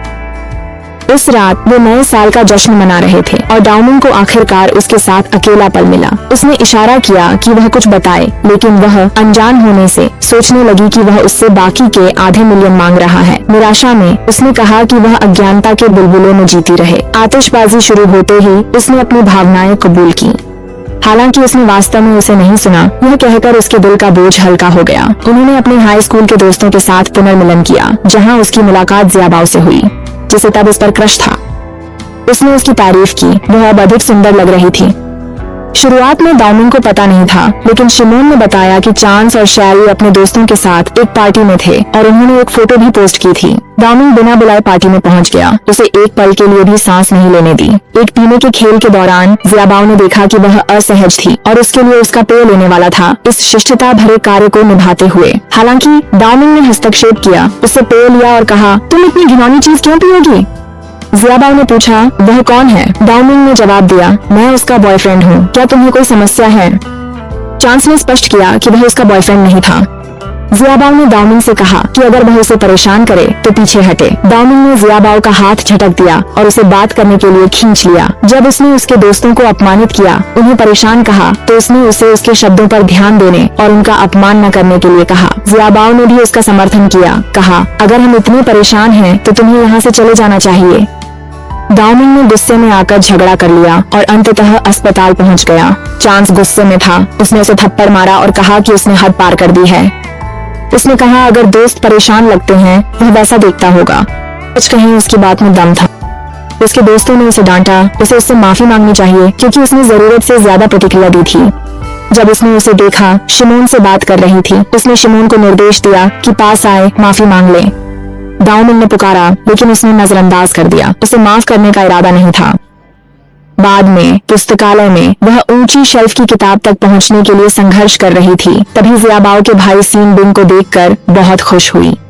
सीन बिंग ने कहा उसने उसे काफी समय से नहीं देखा। डाउमिंग को उसके बारे में बात करते सुना, उसे बेवकूफ कहकर मजाक उड़ाते हुए और कहते हुए कि वह कभी भी उसके जैसी लड़की के लिए नहीं गिर सकता। सीन बिंग रोक नहीं पाया, डाउमिंग को बेवकूफ कह दिया। उसने सीन को खींचकर दूर कर लिया, इससे पहले कि कोई लड़ाई शुरू हो सके। बाद में वे एक साथ जब दाओमिंग गुजरा था, सीन ने उसे परेशान करने का फैसला किया और उससे बात करने लगा कि उसे दाओमिंग की चिंता करने की जरूरत नहीं है क्योंकि वह उसकी रक्षा करेगा। तभी दाओमिंग वहाँ आ गया और कहने लगा, ओह, तो अब तुम ऐसे लड़के के साथ घूम रही हो। उसने झुंझलाकर उसे फिर से कहा कि उसकी जिंदगी से दूर रहे। सीन अभी भी गुस्से में बोला, वह मेरी गर्लफ्रेंड है, फर्क पड़ता है। दाओमिंग ने सीन को उसकी शर्ट से पकड़ लिया और वे लड़ पड़े। उसने बीच में आकर उन्हें रोक दिया। वे गए। दाओमिंग ने उससे कहा, वह हमेशा प्यार करेगा, दूर करे। सीन बस हंस पड़ा और बोला, वो पागल है। तो उसे नजरअंदाज। एक दिन वह सीन बिंग के साथ बाहर थी, जिसने उसे दाओमिंग से दूर रहने की सलाह दी। उसका व्यवहार अनुचित था। वह जानती थी कि वह सुरक्षात्मक है। दाओमिंग का दिल अच्छा है। सीन उसे एक पेय लेने गया, लेकिन जब वह दूर था, कुछ आदमी उसके पास आ गए। वह गायब थी। शियाओ और दाओमिंग ने उसकी अनुपस्थिति देखी और बताया कि वह गायब है। उसे अगवा किया गया था और उन्होंने दाओमिंग को बंधी और पीटी हुई फोटो भेजी। शॉन बिंग ने गिरोह पहचाना और उनसे अकेले बात की। पता चला कि उसके संबंध थे, लेकिन गिरोह नेता की दाओमिंग से दुश्मनी थी। उसने टांग तोड़ी थी। वे बदला चाहते थे, लेकिन उन्होंने आश्वासन दिया कि नुकसान नहीं होगा। वे केवल चाहते थे कि दाओमिंग को कष्ट हो। गिरोह के नेता ने दाओमिंग को फोटो भेजी, धमकी देते हुए कि अगर वह नहीं आया तो वे उसके साथ निपट लेंगे। संशय था कि वह आएगा। वे रिश्ते में नहीं थे। दाओमिंग वहां पहुंच गया और उन्हें उससे दूर रहने का आदेश दिया। उन्होंने उसे बुरी तरह पीटा जब तक कि पुलिस नहीं आ गई। जब वह अस्पताल में जागी तो वो जी चुपचाप पास में बैठा था। जब वह कमरे में दाखिल हुई तो उन्होंने उसे बताया कि दाओमिंग की मौत हो गई है। वह टूट गई, रोने लगी और जो कुछ हुआ था उसके लिए पछताने लगी। फिर अचानक दाओमिंग हंस पड़ा और कहा, कौन मरीज से मिलने आता है बिना कुछ फल लाए। गुस्से में वह उस पर कूद पड़ी, उसे डराने के लिए उसे गला घोंटने की इच्छा रखते हुए। उसके दोस्त हंसे और उन्हें अकेला छोड़कर बहस करने चले गए। जब वह शांत हुई तो उसने उसे चिढ़ाया कि स्तब्ध, स्वीकारा जो कुछ हुआ था उसका पछतावा है और उसने सपने भी देखे थे। उसने कहा, तो फिर हर दिन मुझसे मिलने आओ। उसने जवाब दिया कि वह उसकी निजी नर्स नहीं है, लेकिन वह हंस पड़ा और कहा कि अगर वह आएगी तो वह उसे अच्छी तनख्वाह देगा। नाराज होकर उसने कहा कि वह हमेशा पैसे के बारे में ही सोचता रहता है। एक दिन वह वूजी के साथ छत पर थी, जिसने देखा कि उसकी चोट संक्रमित लग रही थी। उसने उसके लिए उस पर पट्टी बांध दी। तभी दाओमिंग आ गया और टिप्पणी की कि वे कितने आरामदायक लग रहे थे। वूजी खड़ा हो गया और कहा, मैंने उसे वह नहीं बताया जो तुम चाहते थे, खुद ही उसे बताओ। उन्हें अकेला छोड़कर दाओमिंग ने बताया कि उसका जन्मदिन आ रहा है और एक उपहार और अच्छे से तैयार होना होगा, क्योंकि उसकी माँ पार्टी में होगी और वह चाहता था कि वे मिलें। उसके जन्मदिन पर उसके दोस्तों ने उसे पकड़ लिया और जोर देकर कहा कि वे उसे इस अवसर के लिए उपयुक्त पोशाक खोजने में मदद करेंगे। आखिरकार वहाँ राजनेता और व्यापारी लोग होंगे, क्योंकि उसकी माँ कुछ महत्वपूर्ण संबंध बनाने की कोशिश कर रही होगी। जैसे ही पार्टी शुरू हुई, लोग उसे बेहद महंगे उपहार दे रहे थे। वह असहज महसूस करने लगी, जैसे उसका अपना उपहार बेकार था। उसने उसे देने से बचने की कोशिश की, लेकिन किसी ने उसका हाथ अजीब तरीके से खींचा और वह जमीन पर गिर गया। तभी उसकी माँ आ गई और दाओमिंग ने उसे उठने में मदद की। उसे अपनी माँ से मिलवाया कि वह उससे प्यार करता है। उसकी माँ स्तब्ध रह गई और पूछा कि क्या उसे पता है कि वह क्या कह रहा है। वह नहीं मान पा रही थी कि उसने ऐसे व्यक्ति को चुना है जिसका पारिवारिक पृष्ठभूमि या संबंध नहीं है। वूजी ने झूठ बोला कि उसके पिता उत्तरी अफ्रीका और यूएई में परियोजनाओं के जिम्मेदार एक कंपनी के कार्यकारी हैं। झूठ भांपते हुए दाओमिंग की माँ ने पियानो बजाने कहा। वह अमीर है, उसे पियानो बजाना आता है। घबराई, उसने समय से नहीं बजाया था। वह पियानो गई और बजाना शुरू किया। आश्चर्यचकित उसने बहुत सुंदर बजाया। खत्म होते ही उसने स्वीकार किया कि वह अमीर परिवार से नहीं थी और साधारण गीत था। उसकी माँ उसकी हिम्मत से नाराज हो गई और चाहती थी कि वह चली जाए। दाओमिंग अपनी माँ की प्रतिक्रिया से नाराज होकर उसके साथ जाने का फैसला किया। उसने शिमिंग की कार की चाबियां उठाई और बाहर गया, हालांकि उसकी माँ ने चेतावनी दी थी कि उसे इसका पछतावा होगा। वे एक होटल गए बात करने के लिए। वह अपनी माँ के करीब नहीं था क्योंकि वह उसे नहीं देखता था और वह उसे अपने जीवन में हस्तक्षेप नहीं करने देगा। वह हैरान थी कि वह उसे यह सब बता रहा था। उसने समझाया कि वह उसके लिए सब कुछ थी और उसके साथ ऐसी बातें साझा करना स्वाभाविक था। फिर जब वे एक साथ सितारों को देख रहे थे, वह उसके करीब आया, लगभग उसे गले लगाते हुए, और पूछा कि क्या उसने उसके लिए सोचा है। वह अभी भी अनिश्चित महसूस कर रही थी, सोच रही थी कि उसने बाकी लड़कियों में से उसे क्यों चुना, क्योंकि वह खुद को साधारण मानती थी। वह मुस्कुराया और कहा, शायद तुम मेरी नजरों में एक अनोखी हो। मूर्खतापूर्ण टिप्पणी पर शर्मा गई और उपहार देने में हिचकिचाई। उसने साहस जुटाया और प्रस्तुत किया घरेलू पेस्ट्री का एक डिब्बा जो उसके विभिन्न मूड के अनुसार आकार में था, जैसे जब वह गुस्से में होता था या खुश होता था। उसने कहा कि और खुश होता अगर उसने यह उपहार पहले दिया होता। वह इसे एक साधारण तोहफा मानती थी, उसके लिए इसका महत्व था। दाओ मिंग की मम्मी उसके परिवार के घर आईं और उन्हें 50 लाख युआन दिए ताकि वह उसे छोड़ दे। उसकी मम्मी नाराज थी और बेटी का प्यार खरीदने की कोशिश करने से मना कर दिया। उसके पिता ने हस्तक्षेप किया, ये कहते हुए कि मेहमान के साथ ऐसा व्यवहार करना अशिष्टता है, लेकिन उन्होंने मजाक में उसे भी पानी फेंकने की धमकी दी। इसलिए दाओ मिंग की मां निराश होकर चली गई। हालांकि वह अभी तक हार मानने वाली नहीं थी। उन्होंने उसे सबक सिखाने निर्णय लिया, वह न भूले। उन्होंने अपने बेटे को एक अमीर खूबसूरत लड़की के साथ प्रस्ताव में शामिल होने के लिए खींच लिया। बेहतर कर सकता है, लेकिन यहाँ तक कि लड़की भी शादी को लेकर हिचकिचा रही थी। उसी समय चैंसी अंदर आई और खाना परोसने लगी। दाओ मिंग की मां ने उसे अपमानित करने के लिए यह योजना बनाई थी, यह कहते हुए कि वह किसी अमीर और खूबसूरत से शादी कर रहा है, न कि तुम जैसी किसी से। हालांकि लड़की शियाओजू ने खुद ही प्रस्ताव को ठुकरा दिया और बाहर चली गई। दाओ मिंग उसके पीछे गया, लेकिन अपनी उलझन में उसने गलती से चैंसी की बजाय शियाओजू को पकड़ लिया और उसे कमरे से बाहर ले गया। बाहर पहुंचने के बाद उसने उसकी ओर देखा और चिल्लाया, तुम कौन हो? उसने झुंझलाकर कहा, तुम ही हो जिसने मुझे यहाँ खींचा। फिर उसने मजाक में उसे पकड़ लिया और उसके कान को काट लिया। अगले दिन चैंसी उसे उसकी सगाई की बधाई देने गई, उसे अपरिपक्व कहते हुए कि वह उससे प्यार करने का दावा करता है और फिर एक अमीर लड़की को चुनता है। वह समझा नहीं सका और उसे जाते हुए देखता रहा।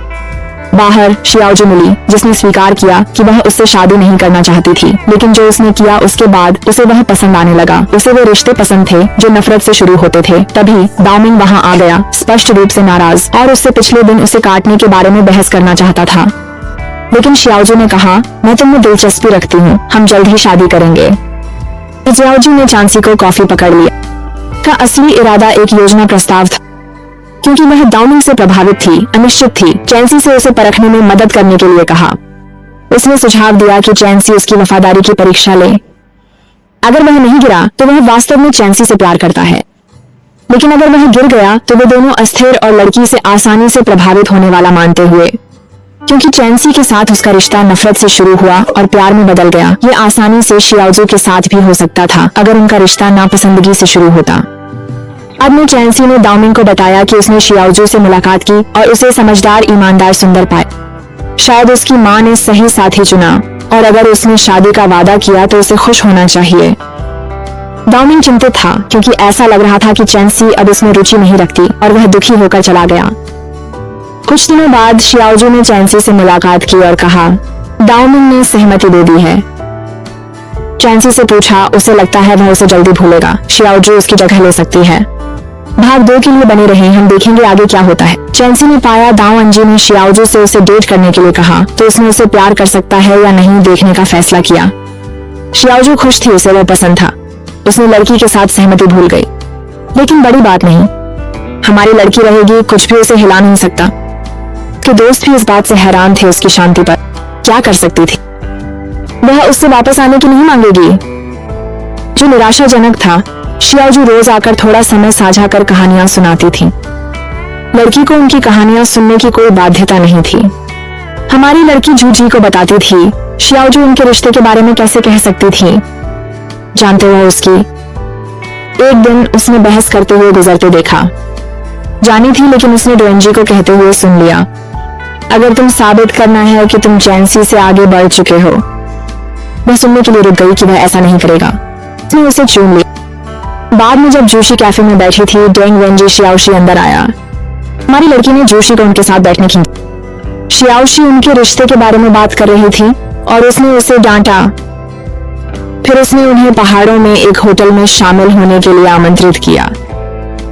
हमारी लड़की ने मना कर दिया, लेकिन जूशी ने गलती से हाँ कह दिया, इसलिए उसे जाना पड़ा। जब वो वहाँ थे, जूजी कुछ करने के लिए उठ गया तो हमारी लड़की ने दाओ वेंजी से पूछा, क्या यह वही लड़का है? उसने कहा, वह बेवकूफ और चुप है, लेकिन वह प्यार करती है। उसने पुष्टि की, हाँ, वह प्यार करती रही है। शियाओजी ने उसे सौना में खींच लिया। वह बकबक कर रही थी, वह लगातार बोलती रही। चैंसी समझा शियाओजी उससे जुनूनी क्यों थी। वह बेहोश नहीं हो गई, बेहोश हुई। हमारी लड़की ने दाओ वेंजी को शियाओजी बाथरूम में बेहोश हो गई थी, कपड़े उतार चुकी थी। जब तक बाहर आई, जोशी उसे उसके कमरे में ले जा चुकी थी। जब शियाओजी जागी, उसने पूछा कि उसने उसे कैसे नग्न लाया। बिल्कुल, उसने उसे बताया कि उसने उसे कपड़े पहनाए थे। वह और क्या करता। उसने उससे कहा, काश हम यहाँ नहीं आते, मुझे हमेशा उनके रिश्ते के बारे में क्यों सुनना पड़ता है। उसने उससे कहा, अगर तुम चाहो तो उसका दरवाजा तोड़ सकती हो। इस बीच दुआनजी अधिक सोचने से परेशान थी। शियाओजी ने उससे कहा कि वह उसके घर में उसके साथ रहना चाहती है। उसने मना कर दिया, उसे कोई फर्क नहीं पड़ता। फिर उसे बिस्तर खींच लिया। उसने उसे कपड़े पहनने के लिए कहा और यह गलत है। उसने गुस्सा किया रोते हुए, क्योंकि वह उसे मौका नहीं दे रहा था। लड़की को लगा शियाओजी को कुछ करने के लिए मजबूर कर रहा था, लेकिन जब कमरे में आई उसने उसे फर्श पर लेटे देखा और शियाओजी जी उसके ऊपर थीं।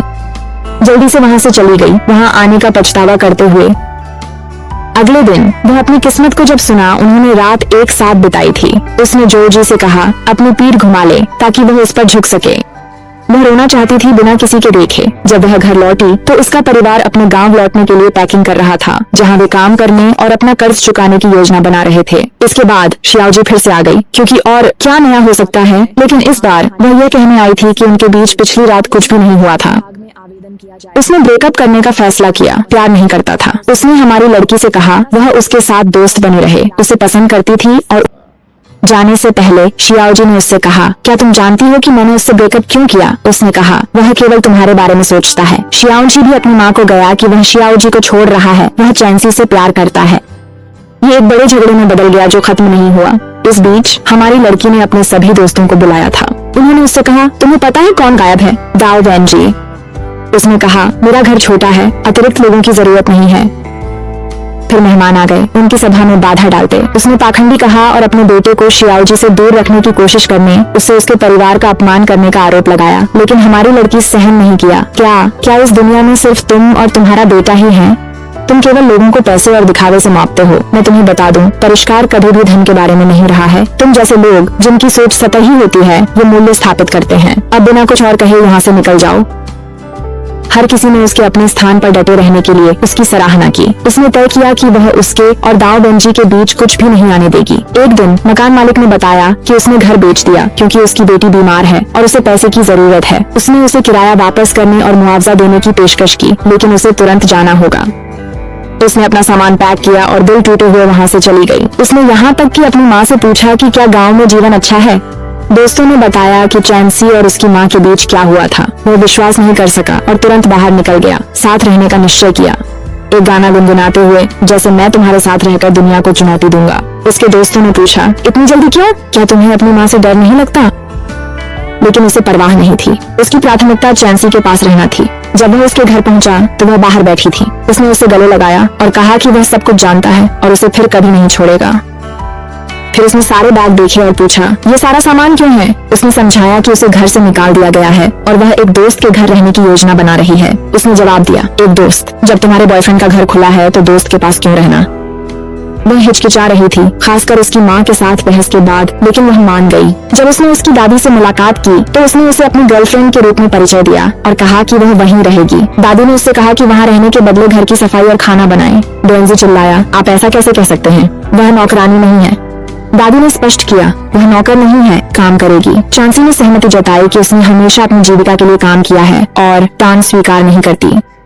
बेंजी निराश था, कह रहा था, क्या तुम भी पागल हो? मैं तुम्हें यहाँ लाया क्योंकि तुम मेरी गर्लफ्रेंड हो। उसने जवाब दिया, मुझे खुद के लिए निर्णय लेने दो, ये मेरा चुनाव है। वह घर की अन्य लड़कियों की तरह काम करने लगी। एक सुबह उसने उसे दूध लाकर दिया। वह बिना शर्ट के सो रहा था। उसने सोचा कि उसे कंबल से ढक दे, लेकिन वह उसकी बाहों में गिर गई। जब उसने उसे पास खींच लिया तब वह उठा, दूध पिया और स्वीकार किया कि वह चिंतित था कि वह जूझी के साथ न चली जाए। इसलिए उसने शियाओजी को छोड़ दिया और अपनी माँ के सामने खड़ा हो गया। उसने उसे आश्वस्त किया कि ऐसा नहीं होगा। उसने उसे चिढ़ाते हुए कहा, क्या तुमने नहीं कहा था कि तुम मेरी माँ के सामने खड़ी हो जाओगी? अब अपने शब्द से पीछे मत हटो बिल्ली। एक दिन उसने खाना तैयार किया और उसने उसे अपने साथ खाने के लिए आमंत्रित किया। उसने मना कर दिया, उसकी दादी की प्रतिक्रिया से डरते हुए, लेकिन उसने जोर दिया तो उसने अपने साथ काम करने वाली अन्य लड़कियों को आमंत्रित किया, कहते हुए, अगर ठीक है तो हम सब साथ में खाएंगे। उसने सहमति जताई, लेकिन फिर फुसफुसाया, ठीक है, आज रात सबके सोने के बाद मुझसे मिलना। वह अपने कमरे में रही, चिंतित कि वह किसी भी क्षण आ सकता है, भले ही उसने दरवाजा बंद कर रखा था। उसने कल्पना की दरवाजा तोड़कर अंदर आ जाएगा, दृश्य बनाएगा। उसने भागने के बारे में सोचा, लेकिन दूर नहीं गई, उसके बाहर आने का इंतजार कर रहा था। उसने कहा, शर्म का युग खत्म हो गया है। तुम मेरे साथ चल रही हो। लेकिन उसने उसे सितारों और उल्काओं को दिखाकर आश्चर्यचकित किया। उसने उससे एक इच्छा करने को कहा, फिर एक उपहार दिया, एक हार जो उसने उनके रिश्ते की शुरुआत के लिए बनाया था। जब वह उसे चूमने झुका तो वह हिचकिचाई, डरते हुए कि वह उसे उतना प्यार नहीं कर पाएगी जितना वह उससे करता है। उसने उसे आश्वस्त किया, इससे कोई फर्क नहीं पड़ता कि कौन ज्यादा प्यार करता है, महत्वपूर्ण यह है कि मैं तुमसे प्यार करता हूँ और तुम मुझ पर विश्वास करती हो। उसने सुझाव दिया कि वे 1 महीने के लिए डेटिंग करने की कोशिश करें, जिस पर उसने जवाब दिया, मैं तुम्हें कल सुबह तक जवाब दूंगी। हैरान होकर उसने पूछा, कल सुबह? इतनी जल्दी क्यों? उसने चिढ़ाते हुए कहा, क्या तुम 3 मिनट पसंद करोगे? फिर जल्दी से कहा, कल सुबह अब फैसला करने से बेहतर है। अगले दिन जब वह उसका कमरा साफ कर रहा था, उसने उसे याद दिलाया, क्या तुम कुछ महत्वपूर्ण भूल नहीं रही हो? वह 1 महीने डेटिंग के लिए तैयार है, पर कहा अगर उसे लगा वह प्यार नहीं कर सकती तो वह चली जाएगी। वह बहुत खुश था, कह रहा था कि अंतिम परिणाम मायने नहीं रखता, जो मायने रखता था वह यह था कि वे कोशिश कर रहे थे। महत्वपूर्ण बात यह है कि वे अब आधिकारिक रूप से एक जोड़ा हैं। बधाई हो दोस्त। विश्वविद्यालय में उसने उसे देखा, वह उसे लेने गया, साथ खाना खाने। उनके सभी दोस्तों को पता चल गया कि वे एक रिश्ते में हैं, लेकिन वह असहज थी क्योंकि इतने सारे लोग उसे घूर रहे थे। उसने उसे नजरअंदाज कर दिया। यह सामान्य था क्योंकि वह लोकप्रिय था और वह उसे इस बात पर उससे ब्रेकअप नहीं करने देगा। घर पर उसने उसके और उसके दोस्तों के लिए फल लाए।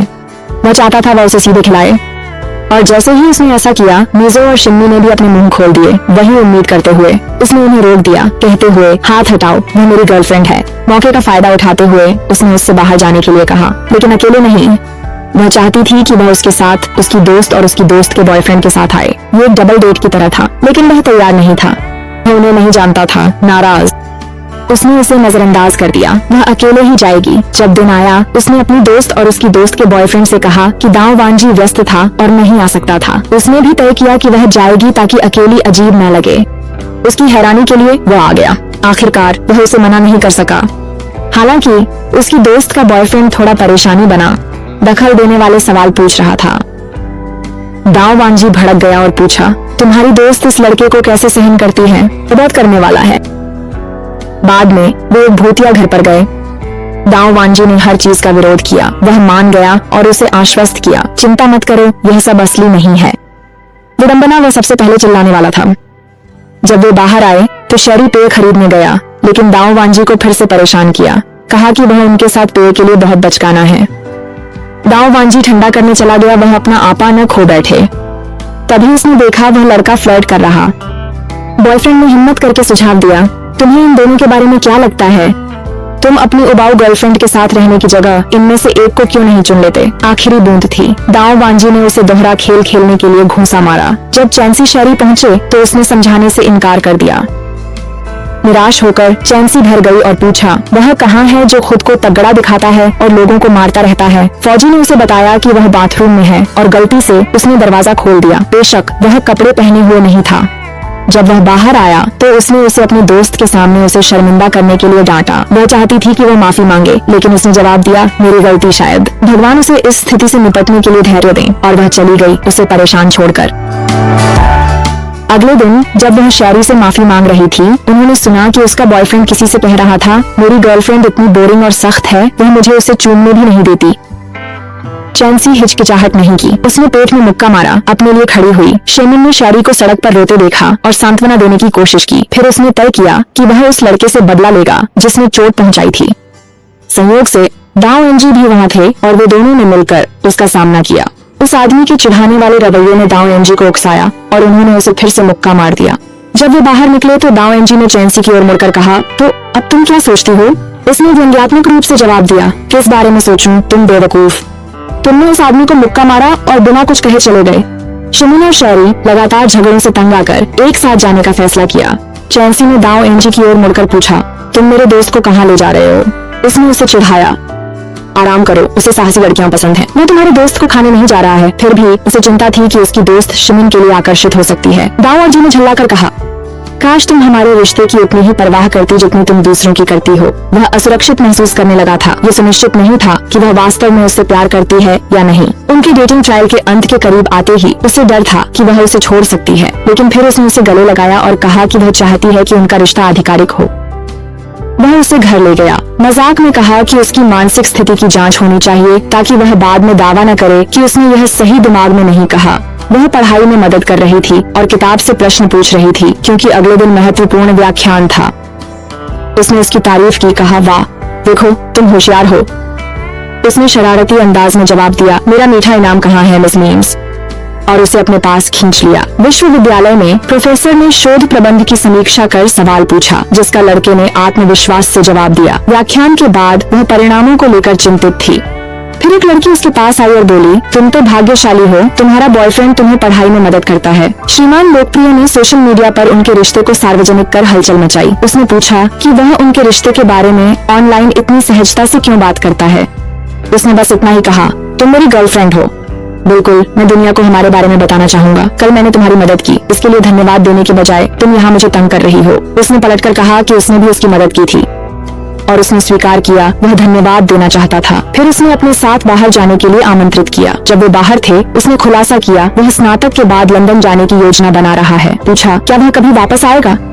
लेकिन जवाब देने के बजाय उसने चिढ़ाते हुए कहा, क्या तुम्हें मुझसे यह नहीं कहना चाहिए कि मैं हमेशा तुम्हारे पास रहूं? उसने पलटकर कहा, अच्छा, अगर मैंने ऐसा कहा तो क्या तुम सच में रुक जाओगे? एक दिन विश्वविद्यालय छोड़ने के बाद उसने उसे पकड़ा और पूछा कि वह कहाँ जा रही है। उसने उसे बताया कि वह घर जाकर कुछ पुराने कपड़े बेचने के लिए और घर का काम करना था। उसने अपनी दादी को फोन करने का कहा ताकि उसे दिन की छुट्टी मिले, लेकिन उसने मना कर दिया। वह एक कर्मचारी है और काम छोड़ नहीं सकती। घर पर वहाँ काम करने वाली लड़कियाँ इधर उधर भागने लगी क्योंकि मैडम डाउनजी की माँ आ गई थी। घबराई हुई उसने पकड़े जाने से पहले अपनी चीजें इकट्ठा करने की कोशिश की। छिपने की जगह न पाकर वह मेज के नीचे घुस गई जैसे ही माँ अंदर आई। दुर्भाग्यवश उसका फोन बज उठा और मैडम डाउनजी, जो काम के दौरान फोन के उपयोग को मना करती हैं, ने आवाज का पीछा किया और उसे तुरंत बाहर आने को कहा। जब उसने उसे देखा तो मैडम डोवानजी हैरान रह गईं। क्या तुम वही नहीं हो जिसने 5 मिलियन ठुकरा दिए और खुद को बहुत धर्मात्मा दिखाया, और अब तुम मेरे घर में काम कर रही हो? गृहिणी ने उसका बचाव किया, यह समझाते हुए कि वह वहाँ कुछ समय से काम कर रही थी और उसने मेहनती होने का सबूत दिया था। उसने बताया कि उसकी उपस्थिति डोवानजी के लिए अच्छी थी, जो नियमित रूप से पढ़ाई करता था और पहले से ज्यादा खुश था। लेकिन उसकी माँ प्रभावित नहीं हुई, वह चाहती थी कि वह चली जाए। गृहिणी ने दृढ़ता से अपनी बात पर कायम रही। मैडम डोवानजी से कहा कि वह उसे जाने नहीं देगी।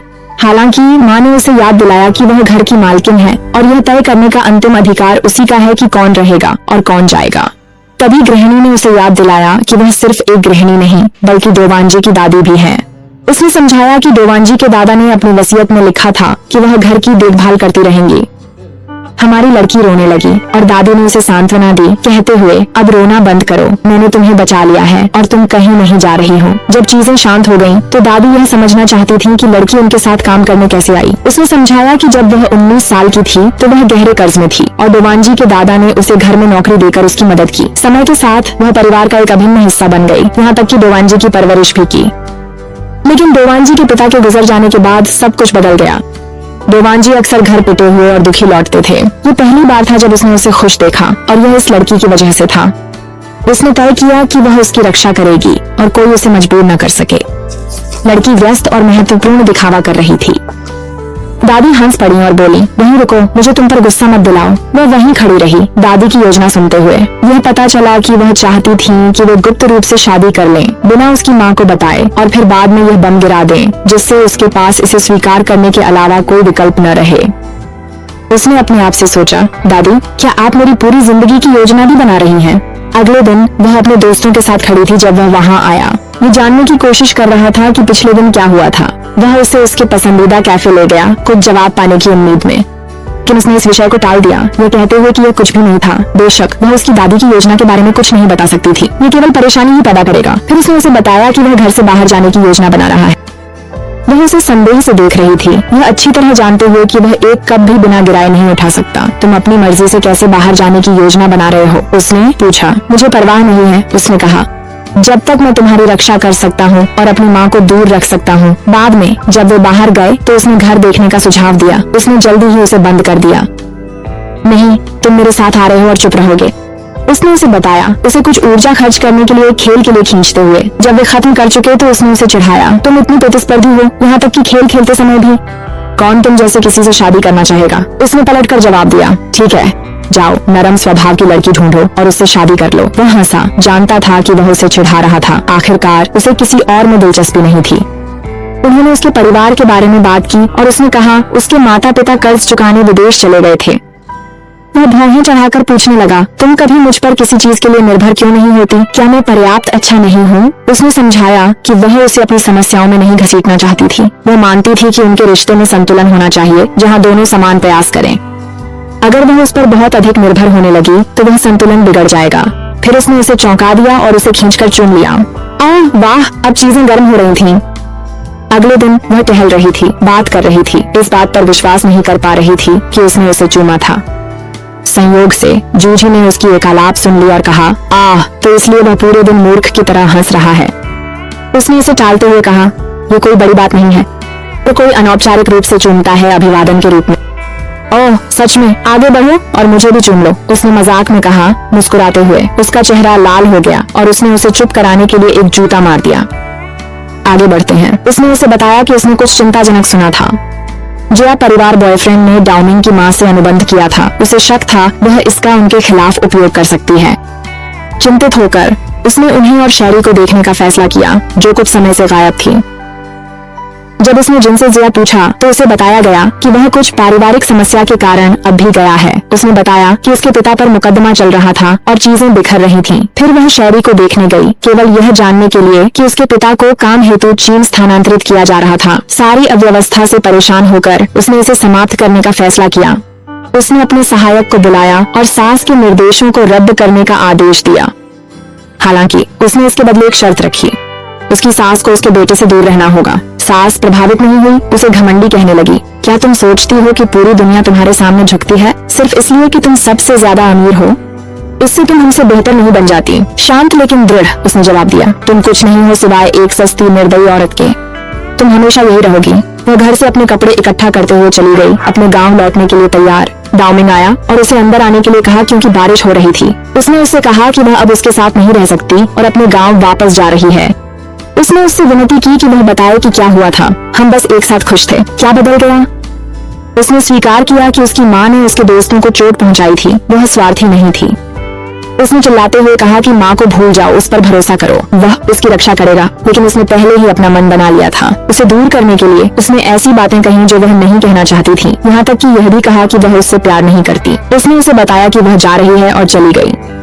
विश्वविद्यालय में उसके दोस्त यह समझ नहीं पा रहे थे कि वह अचानक क्यों गायब हो गई। जोशी को शक था कि यह डाउमिंग द्वारा कही गई बातों के कारण था। फिर जिया गुस्से में आया, डाउमिंग को उसकी गायब होने के लिए दोषी ठहराते हुए। उसने चिल्लाया, तुम्हारी वजह से वह बेघर है और उसके। डाउमिंग परेशान होकर चिल्लाया, मेरे पास अपनी समस्याएं काफी हैं, की अनुपस्थिति ने उसे प्रभावित की। जब एक लड़की केक लाई और भावनाएं जताई तो उसने उसे ठुकरा दिया और केक उसके चेहरे पर फेंक दिया। वो गांव में थी, परिवार की मदद कर रही थी। उसने माता पिता से कहा, वह लौटी याद आ रही थी, ब्रेकअप के कारण नहीं। डाउमिंग कर रहा। उसके दोस्त उसे खुश करने इकट्ठा हुए उसका हौसला बढ़ा रहे थे, लेकिन उसने उन पर चिल्लाते हुए कहा, दिखावा करना बंद करो, तुम सब बोरिंग हो, और वहां से चला गया। जोशी ने उसे रोकने की कोशिश की, हम मदद की कोशिश कर रहे हैं, इतनी परेशानी क्या है? डाउमिंग को लगा कि वे सब बस दिखा रहे हैं। जोशी का धैर्य टूट गया। उसने कहा, तुम्हें बिना वजह नहीं छोड़ा, ये तुम्हारी बेवकूफी के कारण है।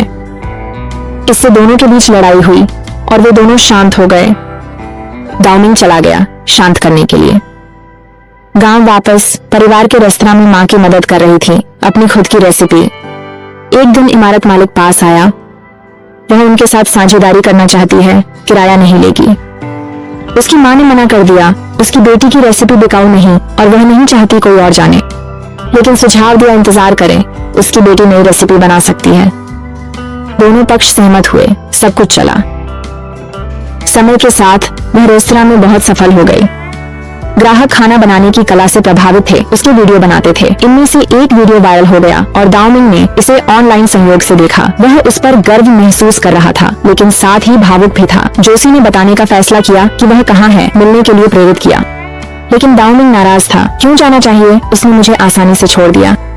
अगर तुम उसे देखना चाहते हो तो खुद जाओ, मुझे इसमें मत घसीटो। अगले दिन जोशी उसे गाँव में देखने गई। मैं तुम्हें घर वापस ले जाने आया हूँ, उसने उससे कहा। उसने उसे अपने परिवार के साथ खाने के लिए आमंत्रित किया। वह नहीं जानती थी क्या कहे। जोशी ने अपने माता पिता को समझाया कि वह विश्वविद्यालय से लंबे समय से दूर रही है और अब गांव में नहीं रह सकती, भले ही वह चाहती हो। जब वे साथ चल रहे थे, उसने उससे कहा, जब तुम वापस जाओगी तो शायद तुम्हारी मुलाकात दाओमिंग से हो जाएगी। तुम्हें इसके लिए तैयार रहना चाहिए। जोशी समझ नहीं पाई कि वह दाओमिंग को अपने डर क्यों नहीं बता सकती, लेकिन वह उससे बहुत प्यार करती थी, इसलिए उसे बोझ नहीं देना चाहती थी। वह जानती थी कि उनकी रिश्तेदारी उसकी माँ की वजह से नहीं टिकेगी, इसलिए उसे झूठी उम्मीद देने का कोई मतलब नहीं था। दाओमिंग उसकी सोच से अनजान उसके वीडियो को जुनून से देखता रहा। उसका दिल टूट रहा था। आखिरकार वह जोशी के साथ शहर लौट आई। किराए के लिए जगह ढूंढते समय उसने पाया कि दाओमिंग के दोस्तों ने पहले से ही सब कुछ संभाल लिया था और उसके लिए एक जगह तैयार कर दी थी। चिंता मत करो, उन्होंने उससे कहा, हमने सब कुछ सुलझा लिया है। जब वे पहुंचे तो उसके दोस्त और शियाओ जी उसका इंतजार कर रहे थे और उन्होंने उसके लिए अपार्टमेंट तैयार कर दिया था। उन्होंने अपने खर्चे पर फर्नीचर भी खरीदा। वो सभी एक साथ बैठकर जश्न मनाने लगे। खुश थी कि उसके दोस्त उसकी परवाह करते हैं। इस बीच दाओमिंग ने उन तस्वीरों को देखा जिसमें वह मुस्कुराते हुए दिख रही थी, जबकि वह अपने दुख में डूबा हुआ था। विश्वविद्यालय में शिमिन ने वूजी से चेल्सी के बारे में पूछा, यह उम्मीद करते हुए कि वह दाओमिंग को बता सके, लेकिन वूजी ने मना कर दिया, यह कहते हुए कि वह उसकी जगह नहीं बताएगा जब तक दाओमिंग सीधे उससे नहीं पूछे। दाओमिंग वहाँ पहुँचा तो उसने मिजू को बोलने से मना किया। जब वे जा रहे थे तो वे बाहर उससे टकरा गए। वह जल्दी से भाग गई, उसके सामने आने के लिए तैयार नहीं थी। हालांकि जोशी के लिए यह सब काफी हो चुका था। उसने दाओमिंग से अकेले में बात करने के लिए मिलने को कहा। उसने पूछा, क्या दाओमिंग का चेल्सी के साथ वापस जुड़ने का इरादा है, लेकिन दाओमिंग ने जवाब दिया, तुम्हें कब दूसरों के मामलों की परवाह होने लगी। जोशी ने तय किया कि वह उसके साथ ईमानदार रहेगा। जोशी ने स्वीकार किया, वह हमेशा दाओमिंग के रास्ते से दूर रहा है, खुश हो। लेकिन अब जब उनका रिश्ता खत्म होता दिख रहा था, जोशी को लगा उसे उसका पीछा करने का हक है। उसने स्वीकार किया कि उसे लंबे समय से वह पसंद थी, लेकिन उसने खुद को रोका क्योंकि वह मानता था कि वह दाओमिंग के साथ ज्यादा खुश है। अब चीजें अलग हैं, जोशी ने कहा, मैं उसे तुम्हारे लिए और नहीं रोने दूंगा, इसलिए तुम्हें फैसला करना होगा। या तो तुम इसके पास वापस जाओ या मुझे उसे जीतने की कोशिश करने दो। दाओमिंग ने ठंडे स्वर में जवाब दिया, जो करना है करो, मुझे कोई फर्क नहीं पड़ता। बाद में दाओमिंग ने जोशी के सामने चेल्सी का सामना किया, उसे बात करने के लिए एक तरफ खींच लिया। क्या तुम मुझसे इतनी नफरत करती हो कि बस इस तरह गायब हो जाओगी? उसने बहाने बनाने की कोशिश की, लेकिन उसने उसे टोक दिया। तुम हमेशा सही जवाब देने से भागती हो, उसने निराश होकर कहा। अपने दोस्त की सुरक्षा के लिए उसकी माँ के कारण डरते हुए उसने आखिरकार उसे सच बता दिया, लेकिन दाओमिंग नाराज था। अगर तुमने अपनी भावनाओं के बारे में ईमानदारी से बताया होता, बजाय मुझे कठपुतली की तरह खेलने के, तो चीजें इतनी खराब नहीं होती। वह उसके लिए अपने प्यार का इजहार करने वाली थी, परिणाम चाहे जो भी हो, लेकिन उसने उसे बीच में ही रोक दिया। रो मत, भले ही तुम रो, मैं तुम्हारी मदद नहीं करूंगा। उसने उसे कहा कि अब विश्वविद्यालय में उससे बचने की कोशिश न करे और उनकी रिश्तेदारी खत्म हो गई है। अब तुम जो चाहो कर सकती हो। जैसे ही वह चला गया, उसने उसे रोका और वह हार निकाला जो उसने उसे दिया था, लेकिन उसने उसे लिया और पानी में फेंक दिया। वह तुरंत उसे खोजने लगी, उसे वापस पाने के लिए दृढ़ संकल्पित। जोशी ने पानी में कूदकर उसे बाहर निकाला, उसे हार को भूल जाने के लिए कहा, लेकिन उसने मना कर दिया। आखिरकार वह भी उसकी खोज में शामिल हो गया और जब उसने उसे पाया तो उसने उससे ले लिया। ये महसूस करते हुए कि दाओमिंग की भावनाओं को नकार नहीं सकती, जोशी उसे एक छत पर ले गई जहां वह चिल्ला सके और अपनी सभी भावनाओं को बाहर निकाल सके। उसे बाहर निकालना था। एक दिन दादी ने फोन किया। डांटते हुए उसने संपर्क नहीं किया, मिलने के लिए कहा। वे एक रेस्तरां में मिले जहां उसकी दादी ने दाओमिंग के साथ उसके संबंध के बारे में पूछा। चेल्सी ने समझाया कि वे उसकी माँ की वजह से अलग हो गए थे और पूरी कहानी सुनाई। उसकी दादी ने उसे बताया कि उसने गलती की थी। तुमने अपने दोस्तों को बचाने के लिए अपनी खुशी का बलिदान दिया, लेकिन इस प्रक्रिया में तुमने खुद को चोट पहुंचाई। ये गलत था। आपके अंदर का दर्द आपके अलावा कोई और महसूस नहीं करेगा। चेल्सी अपनी दादी के हर शब्द पर रोने लगी क्योंकि उसे पता था कि वह सही कह रही थी। अपनी दादी के जाने के बाद चेल्सी कुछ देर के लिए वहीं खड़ी सोचती रही, फिर कार के पीछे दौड़ पड़ी ताकि उन भावनाओं को कबूल कर सके जो वह किसी और के साथ साझा नहीं कर सकती थी। उसने स्वीकार किया कि वह अभी भी दाओमिंग से प्यार करती है और उससे दूर नहीं रह सकती। अगले दिन विश्वविद्यालय में उसने देखा कि दाओमिंग अपने दोस्तों के साथ खड़ा है और वह उसके पास ऐसे गई जैसे कुछ हुआ ही न हो। यहाँ तक कि उसके दोस्त भी उसके व्यवहार से हैरान थे, सोच रहे थे कि वह किसी भूत प्रेत के वश में है या कुछ और। हालांकि दाओमिंग गुस्से में था। उसने सोचा, उसने मुझसे अपने प्यार का इजहार किया होता तो मैं उसके सामने खड़ा होता। उसे पीड़ित बर्ताव का कोई हक नहीं है। दाओमिंग के स्नातक दिवस पर शियाओजी वू जी के पास गई और उससे कहा उसे चेल्सी का दिल पाने में मदद करे ताकि वह दाओमिंग के करीब आ सके।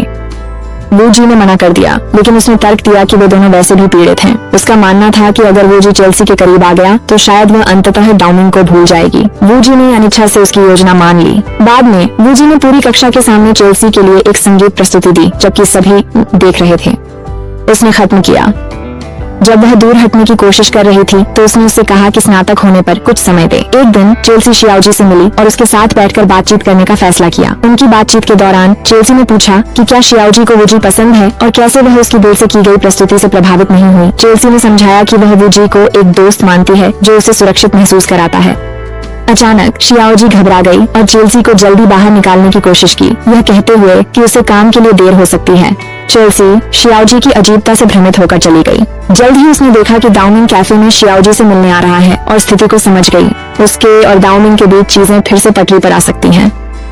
शियाओजी दाओमिंग पूछा वह मौका देगा। उसने जवाब दिया वह अब भी चेल्सी से प्यार करता है।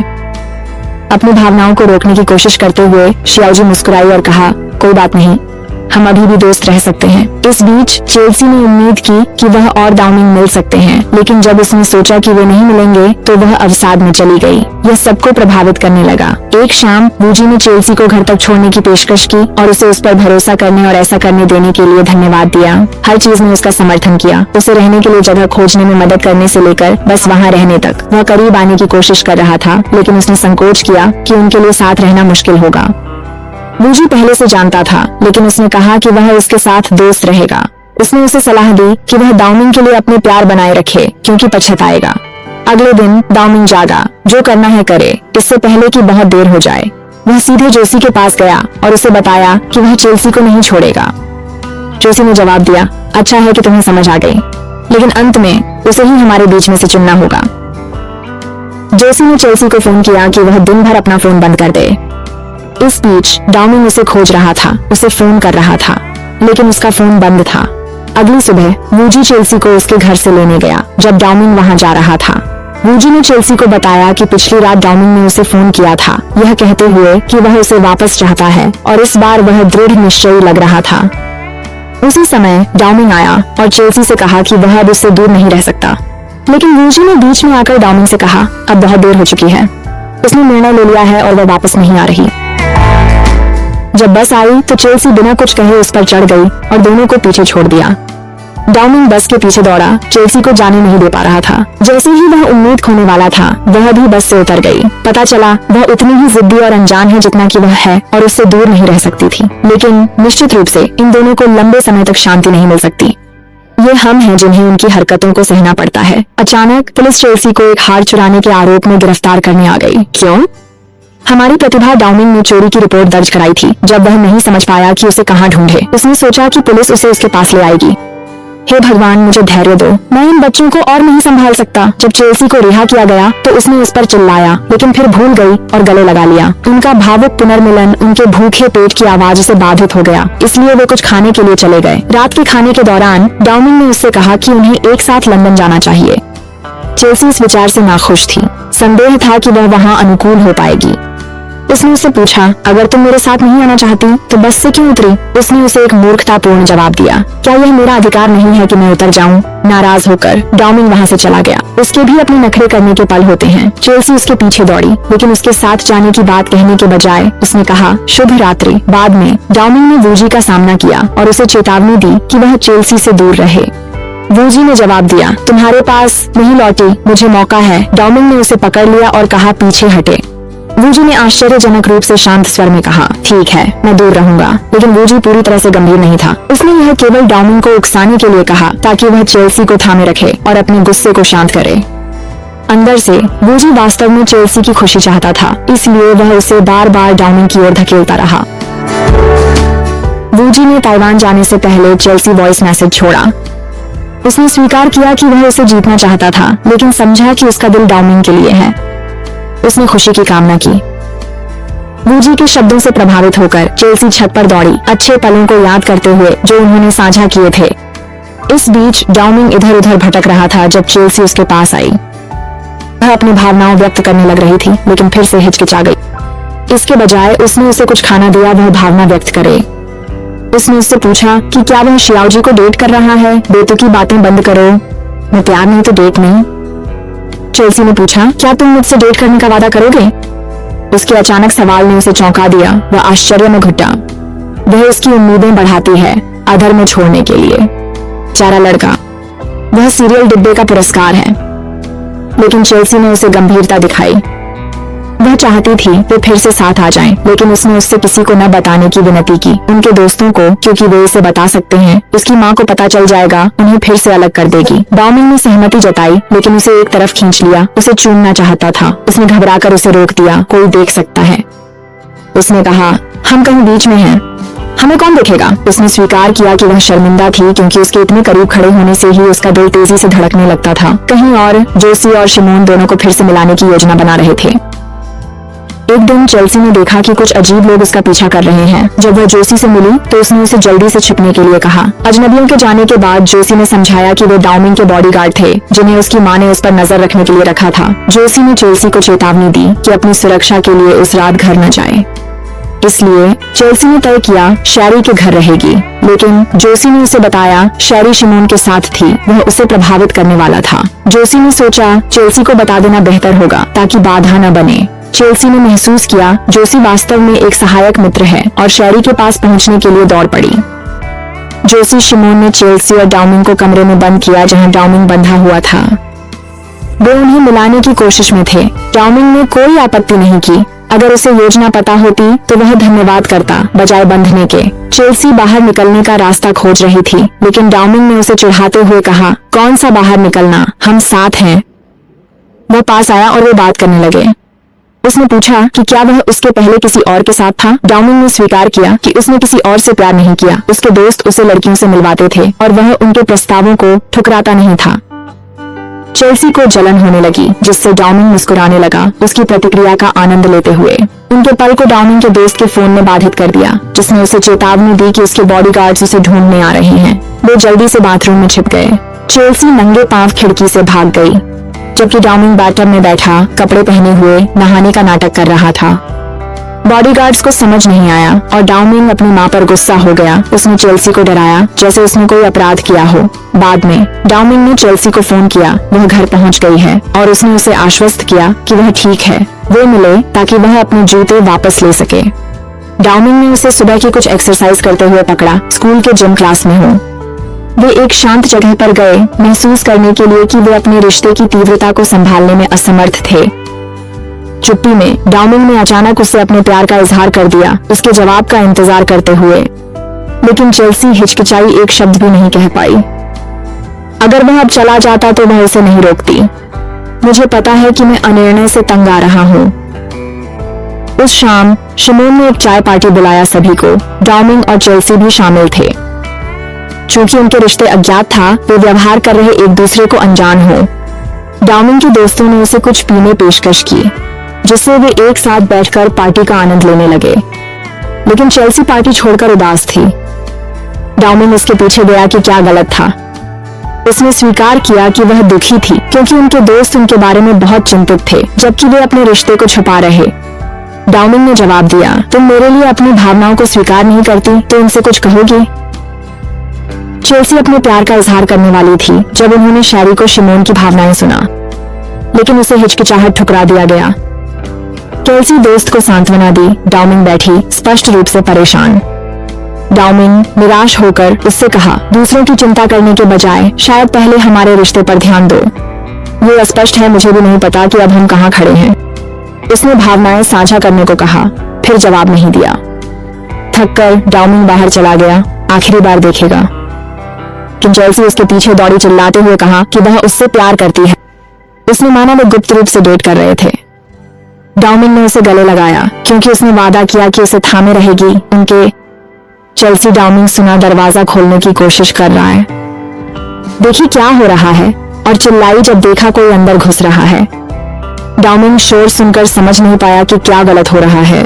चोर दरवाजा खोलने में असमर्थ भाग गया। चेल्सी ने खुद को शांत किया, कुछ नहीं हुआ, जब तक दरवाजे पर फिर से दस्तक नहीं सुनी। एक फ्राइंग पैन पकड़कर वह लड़ने को तैयार थी, विश्वास करते हुए कि वह एक घुसपैठिए को पकड़ने के लिए सुर्खियों में आएगी। लेकिन वह डाउमिंग निकला, जिसने उसे जोर से गले लगा लिया। सुरक्षा को चिंतित उसने जोर दिया कि वह घर छोड़ दे और साथ चले, क्योंकि वहाँ सुरक्षित नहीं था। उसने मना किया। उसने रात भर रुककर उसकी रक्षा करने की पेशकश की, लेकिन उसने उसे बाहर निकाल दिया। फिर भी वह पूरी रात बाहर रहा, पहरा देते हुए। अगले दिन जब वह घर लौट रही थी, उसने देखा कि बगल के खाली घर में रोशनी जल रही थी। जिज्ञासावश उसने दरवाजा खटखटाया ताकि अंदर हो उसे सतर्क करे, लेकिन उसे डाउमिंग मिला, जिसने उसकी निगरानी के लिए जगह किराए पर ली थी। उसने उसे टालने की कोशिश की, कहते हुए, ये हमारे बीच है, मैं अपने पालतू जानवर पर नजर रख रहा हूँ, अगर वह भाग जाए। चेल्सी ने उसे घूरा। ओह, तो अब मैं पालतू जानवर हूँ, बहुत धन्यवाद। उस रात डाउमिंग को नींद नहीं आई। वह चेल्सी कठिन परिस्थितियों को संभालने दृढ़ता प्रशंसा करता था। वह भाग्यशाली था, उसके करीब रहता था। वह लगभग उसे देखने के लिए चला गया था, लेकिन खुद को रोक लिया। वो नहीं चाहता था कि वह गलत समझे। इसके बजाय वह ताजी हवा के लिए बाहर गया और बाहर उससे टकरा गया। साथ बैठकर उसने उससे पूछा कि वह क्यों जाग रहा था। उसने माना सो नहीं पा रहा था। जाने पहले उसे गले लगा ले, सिर्फ एक गले। उसने संदेह से पूछा, आओ क्यों ना से 2 बना दें। उसने चिढ़ाया, लेकिन जानता था कि अगर उसने उसे प्यार किया तो उसे जाने नहीं देगा। वह इस तरह से लालची था। अगले दिन चेल्सी घर लौटी और पाया कि वह गायब था। वह लंबे समय तक इंतजार करती रही, निराश होती जा रही थी, क्योंकि वह केवल उसी के बारे में सोच रही थी। खरोंचने की आवाजें सुनकर वह जांच करने गई और उसे मच्छरों को मारते हुए पाया। नाराज होकर उसने उसे डांटा, कहा कि यह जगह संभालना मुश्किल है, घर लौटना चाहिए। लेकिन उसने जोर दिया, मैं यहाँ ढलना चाहता हूँ और तुम्हारी दुनिया का हिस्सा बनना चाहता हूँ। भावुक होकर उसने पेशकश की, मैं आज रात तुम्हारे साथ रहूंगी, गलत फहमी मत पालना, यह वैसे ही है जैसे तुम्हारी माँ तुम्हारे बचपन में तुम्हारे पास सोती थी। डाउमिंग मुस्कुराया, लेकिन मेरी माँ मुझे इस तरह गले लगाती थी। उसने आंखें घुमाई और मजाक में गाने लगी, चलो सोते हैं, चलो सोते हैं, मैं कल हमारे लिए कबूतरों का भोज बनाऊंगी। तुम्हारा गाना भयानक है, उसने जवाब दिया, कान ढकने का नाटक करते हुए। उसने उसे सबक सिखाने मजाक में कान मरोड़ा। उसने स्वीकार किया कि वह खुश थी, क्योंकि वह उसकी जिंदगी समझने की कोशिश कर रहा था। डाउमिंग फुसफुसाया कि वह मुड़कर उसे गले लगाना चाहता था, लेकिन वह गहरी नींद में थी। एक दिन वह घर जा रही थी। उसने देखा कि उसके बॉडीगार्ड पास थे। घबराई हुई उसने उसे चेताया। पता चला वह पहले से ही अंदर था। तब जाकर उसने उसे पकड़ा और उन्होंने एक सुरक्षित जगह छिपने का फैसला किया। वो उसके घर पहुंचे। उसकी माँ को वहां लाने पर संदेह नहीं होगा। उसने बॉडीगार्ड का ध्यान भटकाया, जबकि चेल्सी अंदर घुस गई। ताजा होकर वह उसके कपड़े पहनकर बाहर आई, जिससे वह चौंक गया। वह उसके करीब जाने से खुद को रोक नहीं सका, लेकिन उसने अपना हाथ उसके सीने पर रख दिया, उसे रोकते हुए।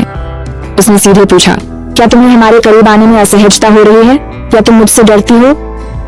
वह हमेशा की तरह झिंकी। रिश्ते में कैसे आगे बढ़े तय नहीं कर पा रही थी। इससे पहले कि वे उसे समझ पाते, उसकी बहन क्रोधित आई। डाउमिंग चेल्सी पर ऐसा दबाव डाल रहा था जो वह नहीं चाहती, लेकिन चेल्सी ने उसका समर्थन किया, स्वीकार किया कि उसने अनुमति दी। डाउमिंग बहुत खुश था कि रिश्ता आगे बढ़ा, लेकिन उसकी बहन ने उसे डांटा कि वह चीजों को जल्दीबाजी में न करे या उनके रिश्ते को आगे न बढ़ाए। उसे उससे पूछना चाहिए कि वह कब उनके रिश्ते को अगले स्तर पर ले जाने के लिए तैयार महसूस करेगी, न निर्णय लेना चाहिए। उसकी बहन ने उन्हें जो कुछ भी कर रहे थे उसे जारी रखने के लिए कहा, जबकि वह उनके लिए बॉडीगार्ड्स का ध्यान भटकाने लगी। तो उसने उससे पूछा, तुम्हें कब लगता है कि हमें अपने रिश्ते में आगे बढ़ना चाहिए? उसने जवाब दिया, 5 साल में। एक दिन जब वह घर जा रहा था तो बॉडीगार्ड ने उससे उसकी गर्लफ्रेंड को लाने के बारे में पूछा। उसने बस इतना कहा, तुम्हें इससे क्या मतलब? बॉडीगार्ड ने उसे आश्वस्त किया, यहाँ तक कि अगर तुम उसे यहाँ लाओगे तो हम कुछ नहीं कहेंगे। फिर भी डाउमिंग को उनके व्यवहार में कुछ संदेहास्पद लगा। जब उसने अपनी बहन से सामना किया तो उसने स्वीकार किया कि उसने बॉडीगार्ड्स को हस्तक्षेप न करने का निर्देश दिया था। विश्वविद्यालय में उसने चेल्सी को देखा और गले लगा लिया, लेकिन वह घबरा गई। कोई देख सकता है। उसने आश्वस्त किया, आराम करो, मेरी बहन ने उन्हें रिश्वत दी है, वे अब एक शब्द नहीं कहेंगे। फिर चेल्सी ने अपनी दोस्त शैरी से सुना कि शेमन उसके भावनाओं के साथ खेल रहा था। एक पल में दूर का व्यवहार करता, फिर अगले पल करीब आ जाता। गुस्से चेल्सी ने डाउमिंग से शिमेन से सामना करने को कहा। वह उससे ब्रेकअप कर लेगी। जब वे शिमेन पहुंचे तो वह लड़कियों संग था। चेल्सी ने कसर नहीं छोड़ी उसे डांटते हुए। तुम्हारी हिम्मत हुई शैरी को छोड़कर अन्य लड़कियों के साथ बैठने की? उसने उसे बाहर डांटा, दोस्त की भावनाओं को खेल समझने के लिए उसे लताड़ा। लेकिन शिमेन ने ठंडे स्वर से जवाब दिया, खुद की चिंता करो। फिर वह चला गया, चेल्सी को गुस्से में छोड़ते हुए। शैरी भी चेल्सी से नाराज थी। उसने हस्तक्षेप किया, इससे वह हताश दिखती है। उसने चेल्सी को अपनी लड़ाई लड़ने भेजा हो। शैरी ने हार नहीं मानी और चेल्सी से उसे फिर से ढूंढने में मदद मांगी। चेल्सी अनिच्छुक थी। उसने मानी वह एक कला प्रदर्शनी में जा सकता है, वो सभी ने उसका इंतजार करने का फैसला किया। शैरी के दोस्त फोन पर समय बिता रहे थे, जबकि चेल्सी की निराशा बढ़ती जा रही थी। डाउमिंग पर बोला, जिसने उसे शांत होने के लिए कहा और वह ही मैन को करेगा। उसका फोन बंद था। रात हुई। चेल्सी ने देखा कि डाउमिंग उनिंदा लग रहा था और उसे कहा, तुम्हारी पीठ में चोट लग जाएगी, लेकिन वह संतुष्ट था, करीब झुकते हुए। जब शैरी ने हार मानने और किसी और दिन फिर से कोशिश करने का सुझाव दिया तो टीमें आ गए। शैरी ने फायदा उठाकर उसे अपनी भावनाएं जताईं। उसने उसे सुनने को राजी हो गई। इसके हल होने पर डाउमिंग के दोस्त मजाक में कहा, नाटक खत्म हो गया है, हम घर जा सकते हैं। हमारे साथ बने रहने के लिए धन्यवाद। डाउमिंग ने बड़ा निर्णय लिया था। चेल्सी उसके साथ लंदन में शामिल हो। वह उनके रिश्ते को गुप्त नहीं रखने वाला था। उसे अपनी मां को मनाना था, आधिकारिक बनाना। शुरुआत उसकी मां विरोधी थी, लेकिन उसने उस पर भरोसा किया। एक दिन वे साथ बाहर थे। चेल्सी ने प्यारा कंगन देखा। दुकानदार ने समझाया कि यह इटालियन है और एक साधारण प्रेस के साथ दूसरे व्यक्ति का कंगन जल उठेगा। आप उनके बारे में सोच रहे हैं। खाना खत्म करने पर डाउमिंग ने भुगतान किया। चेल्सी ने बिल को आधा आधा करने कहा। जब उसने भुगतान किया, कार्ड अस्वीकृत हो गया। मां ने उसे ब्लॉक किया। उसने चेल्सी को बिल चुकाने दिया। बाहर उसने मां के हस्तक्षेप पर निराशा व्यक्त की, लेकिन चेल्सी ने उसे आश्वस्त किया, चाहे कुछ भी हो जाए, मैं तुम्हारे साथ रहूंगी। जब वे घर लौटे तो उसने खाना बनाने की पेशकश की। उसने कहा, जरूर, मैं उस खाने का आदी हूँ, मुझे पेट दर्द देता है। जाने से पहले उसने एक चुंबन मांगा, कहते हुए, मुझे नहीं पता कि अगली बार होगा या नहीं। उसने उसके गाल पर चुंबन दिया, यह जाने बिना कि यह वास्तव में आखिरी बार होगा। कुछ ही क्षण बाद उसके अंगरक्षक उसे जबरदस्ती लंदन वापस ले जाने के लिए आ गए। उसने चुपचाप मोजी को फोन किया, उसे सब कुछ सुनने दिया ताकि वह स्थिति को समझ सके। जब चेल्सी ने सुना डाउमिंग लंदन लाया गया तो उसने बहादुर बनने और उसके पीछे जाने का फैसला किया। जब वह लंदन पहुंची तो उसने मोजी को फोन किया ताकि उसे बता सके कि वह सुरक्षित है। उसने उसे चेतावनी दी कि वह अपने सामान पर नजर रखे ताकि चोरी से बच सके। जैसे ही वह इंतजार कर रही थी, दो अजनबी आए। उन्होंने मीठी बातें करना शुरू कर दिया, उसे धोखा दिया और अंत में उसका सामान चुरा लिया। जब उसने उन्हें पकड़ने की कोशिश में थक गई, तब भी वह नहीं पकड़ पाई। उसने एक चीनी रेस्तरां देखा और अंदर जाने का फैसला किया। वहाँ की महिला दयालु और स्वागत करने वाली थी और चेल्सी ने उसे अपनी कहानी बताई कि वह अपने बॉयफ्रेंड को ढूंढने के लिए लंदन आई है। लेकिन अंदाजा लगाओ उसने किसे देखा? थॉमस, वही थॉमस जो चीन से था। वह उसके साथ बैठा जब उसने समझाया कि क्या हुआ था और वह वहाँ क्यों थी। उसने उसे आश्वस्त किया, अली ड्यूमिंग परिवार लंदन में प्रसिद्ध है और वह उसे ढूंढने में मदद कर सकता है। थॉमस उसे अपने स्थान पर ले गया। साधारण अपार्टमेंट था। वह अपने संगीतकार दोस्तों के साथ साझा करता था। सभी आर्थिक रूप से संघर्षरत थे। जब चेल्सी ने अपने दोस्तों से संपर्क करने के लिए उसका लैपटॉप इस्तेमाल करने की अनुमति मांगी तो उसने कहा कि उसने अपनी इंटरनेट बिल का भुगतान नहीं किया था। बात करते समय उसके दोस्त आ गए। जैसे ही चेल्सी ने उन्हें देखा, वह चिल्लाई, तुम चोर हो, यह तुम हो। उन्होंने माफी मांगी कि उन्होंने उसका फोन बेच दिया था और पैसे खर्च कर दिए थे। उनके पास उसका बटुआ था। चेल्सी अविश्वास में बैठी, सोचते हुए कि उसकी किस्मत कितनी खराब थी। लेकिन उसने उन्हें माफ करने का फैसला किया और उन्हें चोरी छोड़ने के लिए कहा। अगले दिन थॉमस उसे डाउमिंग के घर ले गया। वह पहुंची। उसने दादी से मुलाकात की, जिन्होंने उसे स्वागत किया और अंदर आने का निमंत्रण दिया। लेकिन उसने चेल्सी को शांत और संयमित रहने की चेतावनी दी। जब चेल्सी ने डाउमिंग को देखा तो उसका व्यवहार ठंडा था और वह उदासीन लग रहा था। उसने उसे जाने के लिए कहा वह अब उसके आसपास नहीं रहना चाहता। चेल्सी को संदेह था, वह उसे अपनी मां के कारण दूर कर रहा था। डाउमिंग ने स्वीकार किया। उसकी कंपनी संकट से गुजर रही थी और उसे चीजों को ठीक करने की जरूरत थी। उसने उसे बताया कि वह सब कुछ नहीं छोड़ सकता क्योंकि वह स्वार्थी नहीं था। उसके शब्दों ने उसका दिल तोड़ दिया और वह टूटे मन से चली गई। हालांकि सच्चाई यह थी कि डाउमिंग अपनी मां के कारण इस तरह से व्यवहार कर रहा था। कंपनी पतन के कगार पर थी और जब तक वह शादी करके उसके पिता का विश्वास नहीं जीतता, सब कुछ खो जाएगा। बाद में चेल्सी थॉमस के साथ बाहर गई, जिसने उसे घर तक छोड़ने की पेशकश की। रास्ते में वो मदजी से मिले, जो बहुत चिंतित थी क्योंकि उसका फोन चोरी हो गया था। उसने उसे बताया कैसे डाउमिंग ने उसे निकाला। अगले दिन चेल्सी जागी, परेशान थी। मौजी ने उसे सांत्वना दी, कहा वह जानता था कि डाउमिंग ऐसा व्यवहार नहीं करेगा जब तक कि कोई अच्छा कारण न हो। खुश करने को उसने सुझाव दिया कि वे कुछ ताज़ी हवा लेने बाहर जाएं और उसके लिए आइसक्रीम खरीदी। वह अपना बटुआ छोड़ा, जिससे उनकी सैर दो लोगों के लिए एक बिना पैसे की साहसिक यात्रा बन गई। बाद में वे थॉमस को धन्यवाद देने गए जिन्होंने चेल्सी की मदद की थी, भले ही उसके दोस्तों ने उसे लूट लिया था। मौजी ने थॉमस और उसके दोस्तों को भोजन कराने पर भी जोर दिया। भोजन के दौरान थॉमस ने मौजी से पूछा कि वह चेल्सी के पीछे लंदन क्यों आया था, क्या तुम्हारे उसके लिए कोई भावनाएं हैं? मौजी ने कहा, हाँ, मैं उससे प्यार करता हूँ। थॉमस ने कहा कि उसके भी चेल्सी के लिए भावनाएं हैं। उसने कहा कि जब उसने पहली बार उससे मुलाकात की तो उसने गलती से अपने प्यार का इजहार कर दिया था, उसे मौजी समझकर। चेल्सी ने चिल्लाया, ऐसा इसलिए क्योंकि मैंने सोचा था कि तुम मौजी हो। उसने समझाया कि वह अपनी दादी के साथ पियानो बजा रही थी, उसे नहीं पता था किससे बात कर रही है। फिर आया हिसाब किताब का पल। बिल, आप सभी जानते हैं यह एक आपदा होने वाली थी। मौजी को अचानक याद आया कि वह अपना बटुआ भूल गया है। उसने कहा, ओह नहीं, मेरा बटुआ मेरी जेब में नहीं है। शर्मिंदा महसूस करते हुए उसने सुझाव दिया, क्यों न हम अपने भोजन की कीमत कमाएं। वहाँ उस पियानो को देख रहे हो? उन्होंने भीड़ के लिए संगीत बजाना शुरू कर दिया ताकि वे दिन को जेल में समाप्त किए बिना निकाल सकें। एक दिन उसकी दादी उसे देखने गई और पूछा कि क्या उसे कुछ चाहिए। उसने जवाब दिया, वह पुराना नुस्खा चाहता है। वह उसके लिए इसे तैयार करने वाली थी, लेकिन उसने तय किया कि वह इसे सीधे उसके हाथों से खाएगा। उस समय चेल्सी बालकनी में अपने बैग पैक कर रही थी ताकि चीन लौट सके। मौजी ने उससे पूछा कि क्या वह उसे आखिरी बार देखना चाहती है, लेकिन उसने जवाब दिया, इससे क्या फर्क पड़ता है, उसने मुझे वैसे भी छोड़ दिया। मौजी ने उसे गले लगाया, वह उसे नहीं देखना चाहता था। इस बीच डाउमिंग आया और उन्हें एक साथ देखा। जब चेल्सी और मौजी जा रहे थे, डाउमिंग उनके पास आया। मौजी प्रभावित नहीं हुआ, ने डाउमिंग से कहा कि वह उसके प्यार के लायक नहीं है। डाउमिंग ने चेल्सी का दरवाजा खोला और कहा कि वह खाना बनाए। वादा किया।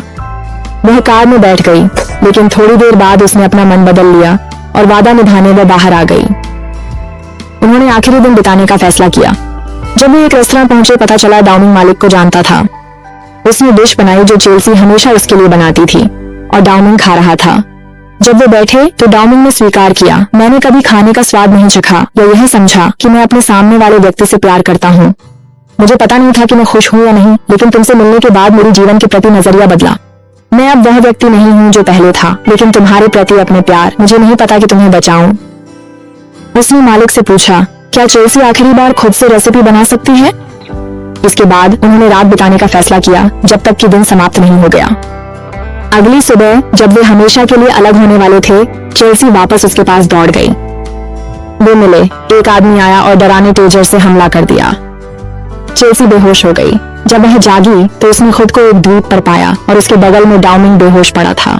जब वह जागा तो वह आश्चर्यजनक रूप से ठीक था, जैसे कुछ हुआ ही नहीं था। लेकिन घर पर उसकी माँ अराजकता में थी, गुस्से में, क्योंकि उसे उस दिन उसके व्यापारिक साझेदार के पिता संग अनुबंध करना था। ऐसे महत्वपूर्ण दिन पर उसे क्यों अगवा किया जाएगा? उसे चेल्सी और डाउमिंग का एक वीडियो भी मिला जिसमें फिरौती की मांग की गई थी। द्वीप पर डाउमिंग और चेल्सी खाना भटकते रहे जब तक कि उन्हें मछली पकड़ने के उपकरण, लाइटर और कुछ पानी का बैग नहीं मिला। उन्होंने निर्भर रहने का निर्णय लिया ताकि जीवित रह सकें। रात में डाउमिंग ने पहरा देने का निर्णय लिया ताकि जंगली जानवर हो तो सावधान रह सकें। चेल्सी डर से उसे गले लगा लिया। वह क्षेत्र की जांच करने गया, लेकिन जल्दी ही चिंताओं को शांत कर लौट आया। वह चिंतित होकर उसके पीछे गई। उसे ऐसा लगा जैसे कोई उसके पास आ रहा हो, लेकिन वह कुछ भी नहीं निकला। अगली सुबह चेल्सी जागी तो उसने देखा कि डाउमिंग गायब है, लेकिन वह जल्द ही लौट आया। उसने पूरी रात स्क्विड पकड़ने में बिताई थी। जब वे साथ बैठे थे, उसने उससे कहा कि वह लायक नहीं है और मौजी ने उसकी देखभाल की होगी, जबकि उसने उसे चोट पहुंचाई थी। वह उस पर चिल्लाई, निराश होकर कि वह मूर्ख था, उसे किसी और की ओर धकेलने की कोशिश कर रहा था। उसने उससे कहा कि वह बेतुका हो रहा है। उसने उससे वादा किया कि वह उसे फिर कभी नहीं छोड़ेगा, चाहे कुछ भी हो। इसके बाद उन्होंने उस जगह को छोड़ने का फैसला किया और दूसरी ओर चले गए, जहां उन्होंने लोगों को बात करते सुना। जब वे करीब पहुंचे तो पता चला कि वे उसके दोस्त थे। उसने उन पर चिल्लाया, तुम्हारे साथ आखिर क्या गलत है? उसे संदेह था कि वे इसके पीछे हैं, लेकिन यह निकला कि श्याओसी जी ने सब कुछ योजनाबद्ध किया था। उसने अपने बॉडीगार्ड से उन्हें अगवा करवा दिया बिना किसी को पता चले। इस बीच उसकी माँ ने मामला बढ़ा दिया। इंटरपोल और मीडिया को उसकी खोज में शामिल कर लिया। आखिरकार पुलिस ने उन्हें ढूंढ लिया, लेकिन संकट में होने के बजाय वे एक तंबू में रोमांटिक तरीके से बैठे थे। बात को छुपाने के लिए उन्होंने उसकी माँ से कहा कि यह सिर्फ एक निर्दोष मजाक था। अगले दिन जब वे मुख्य भूमि पर लौटे तो उनका सामना रिपोर्टरों की भीड़ से हुआ। यह इतना अराजक था कि वे एक साथ नहीं जा सके। चेल्सी भीड़ में धकेल दी गई और वह आगे नहीं बढ़ सकी। फिर अचानक एक आदमी ने चाकू से दाओमिंग पर हमला कर दिया। उसे तुरंत अस्पताल ले जाया गया और शुक्र है कि सर्जरी सफल रही। हालांकि वह अभी तक होश में नहीं आया था। उसके दोस्तों को पूछताछ के लिए ले जाया गया क्योंकि वे मजाक के दौरान उसके साथ आखिरी बार थे।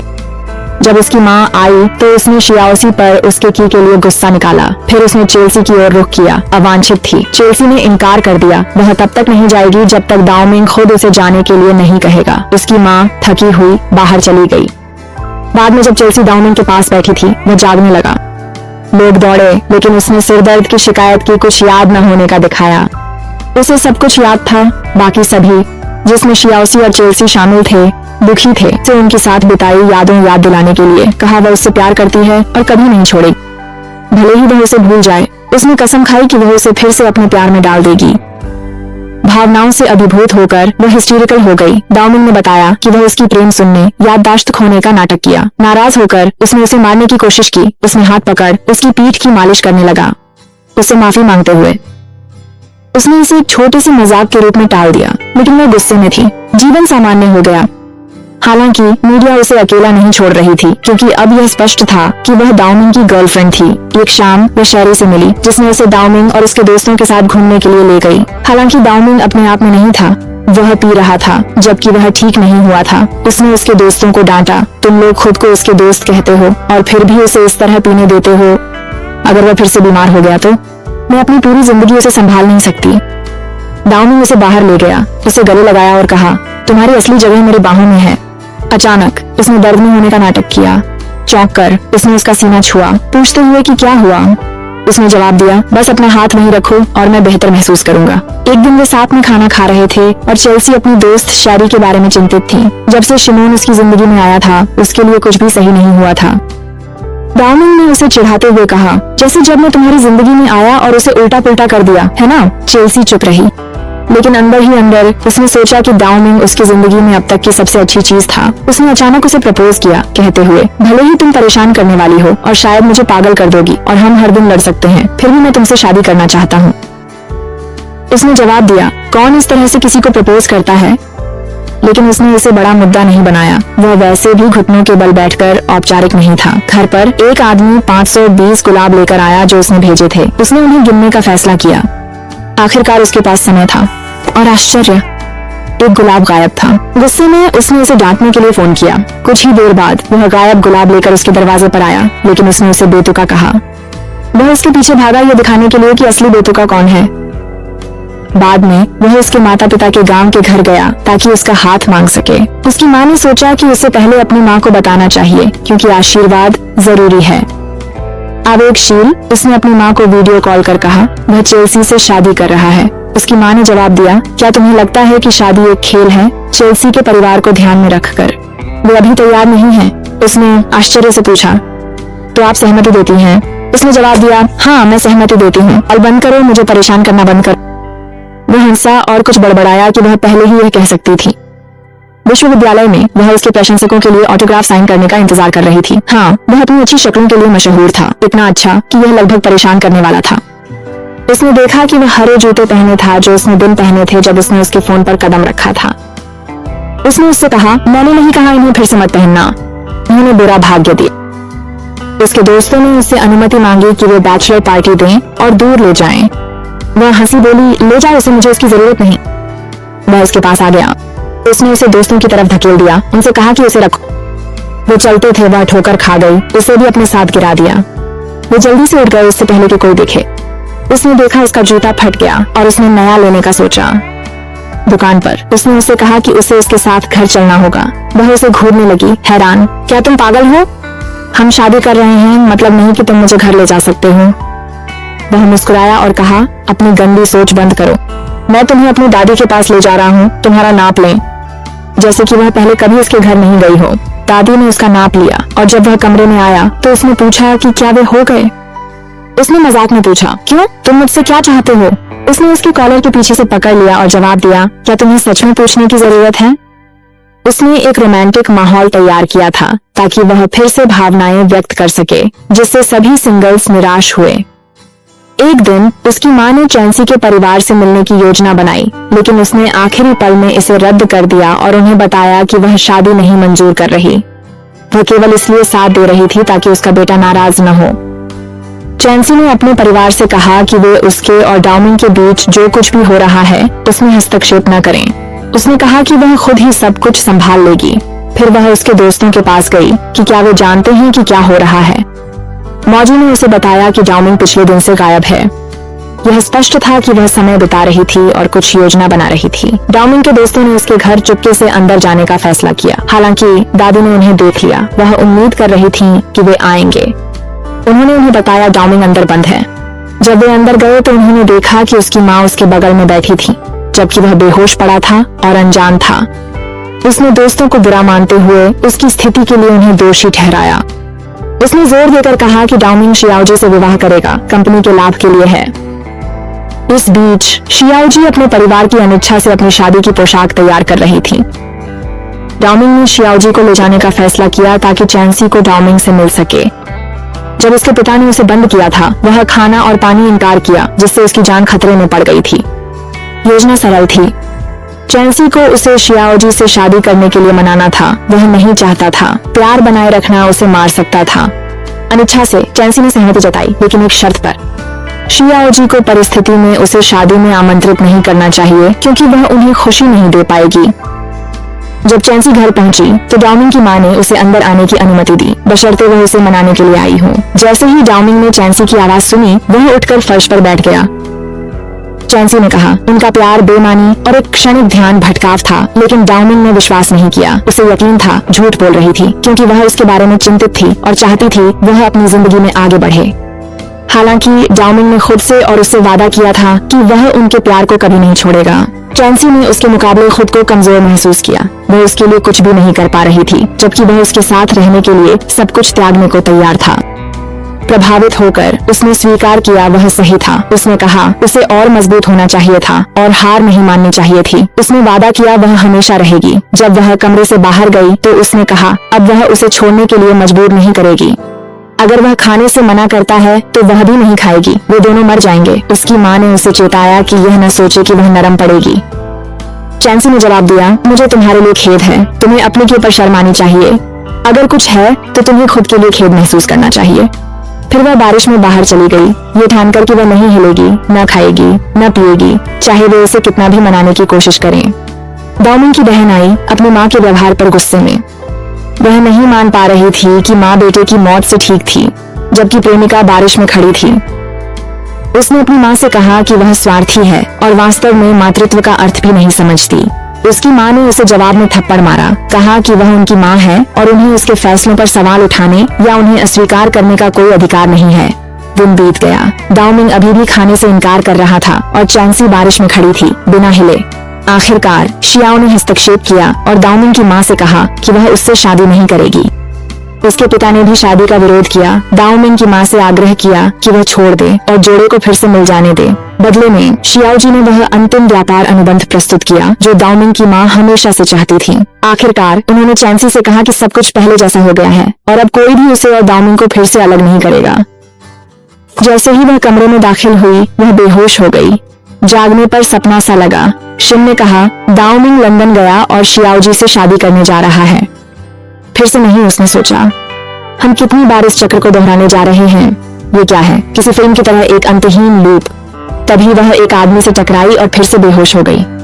जब उसने होश संभाला तो डाउमिंग वहां था, सूट में उसका इंतजार कर रहा था। उसने कहा वह तभी शादी करेगा जब वह मानेगी। उसे उसकी बातें अजीब लगी। वह अपने पुराने एसवा में लौट आया हो। अचानक वह गायब हो गया। डाउमिंग की बहन प्रकट हुई। चैंसी से कहने लगी कि वह F4 के लड़कों में से किसी एक को शादी के लिए चुने। चैंसी ने मना कर दिया क्योंकि वह सिर्फ डाउमिंग से प्यार करती थी। अंतिम योजना बताई, अगर किसी और से शादी नहीं की तो एकमात्र विकल्प बचा, डाउमिंग से शादी कर लो। दूल्हा अंदर आया, इस बार सच में उसे प्रपोज करने के लिए। सभी हंसने लगे, उसे इतनी आसानी से उनके चाल में फंसने के लिए चिढ़ाने लगे। उसकी बहन ने उसे आगे धकेला, कहते हुए, चलो भाई, उसे शादी कर लो और इसे खत्म करो। आखिरकार उन्होंने शादी कर ली, जिससे उनके अंतहीन नाटक का अंत हो गया, जो सभी को सिरदर्द दे रहा था। एक दिन उन्हें कुछ जलने की गंध आई और उन्होंने देखा डाउमिंग की माँ नाश्ता बनाने में असफल रही। उन्होंने कहा कि पहला आखिरी नाश्ता होगा जो उनके लिए बनाएंगी, क्योंकि उन्होंने योजना बनाई थी कि वह जाएंगी, नए लोगों से मिलेंगी और अपने जीवन का नियंत्रण खुद लेंगी। वह काम में दूर थक चुकी थी, एक नई शुरुआत चाहती थी। दिन हफ्तों में बदल गए और यह जोड़ा अपना जीवन जीने लगा, एक दूसरे के साथ खेलते मजाक करते जैसे अन्य विवाहित जोड़े।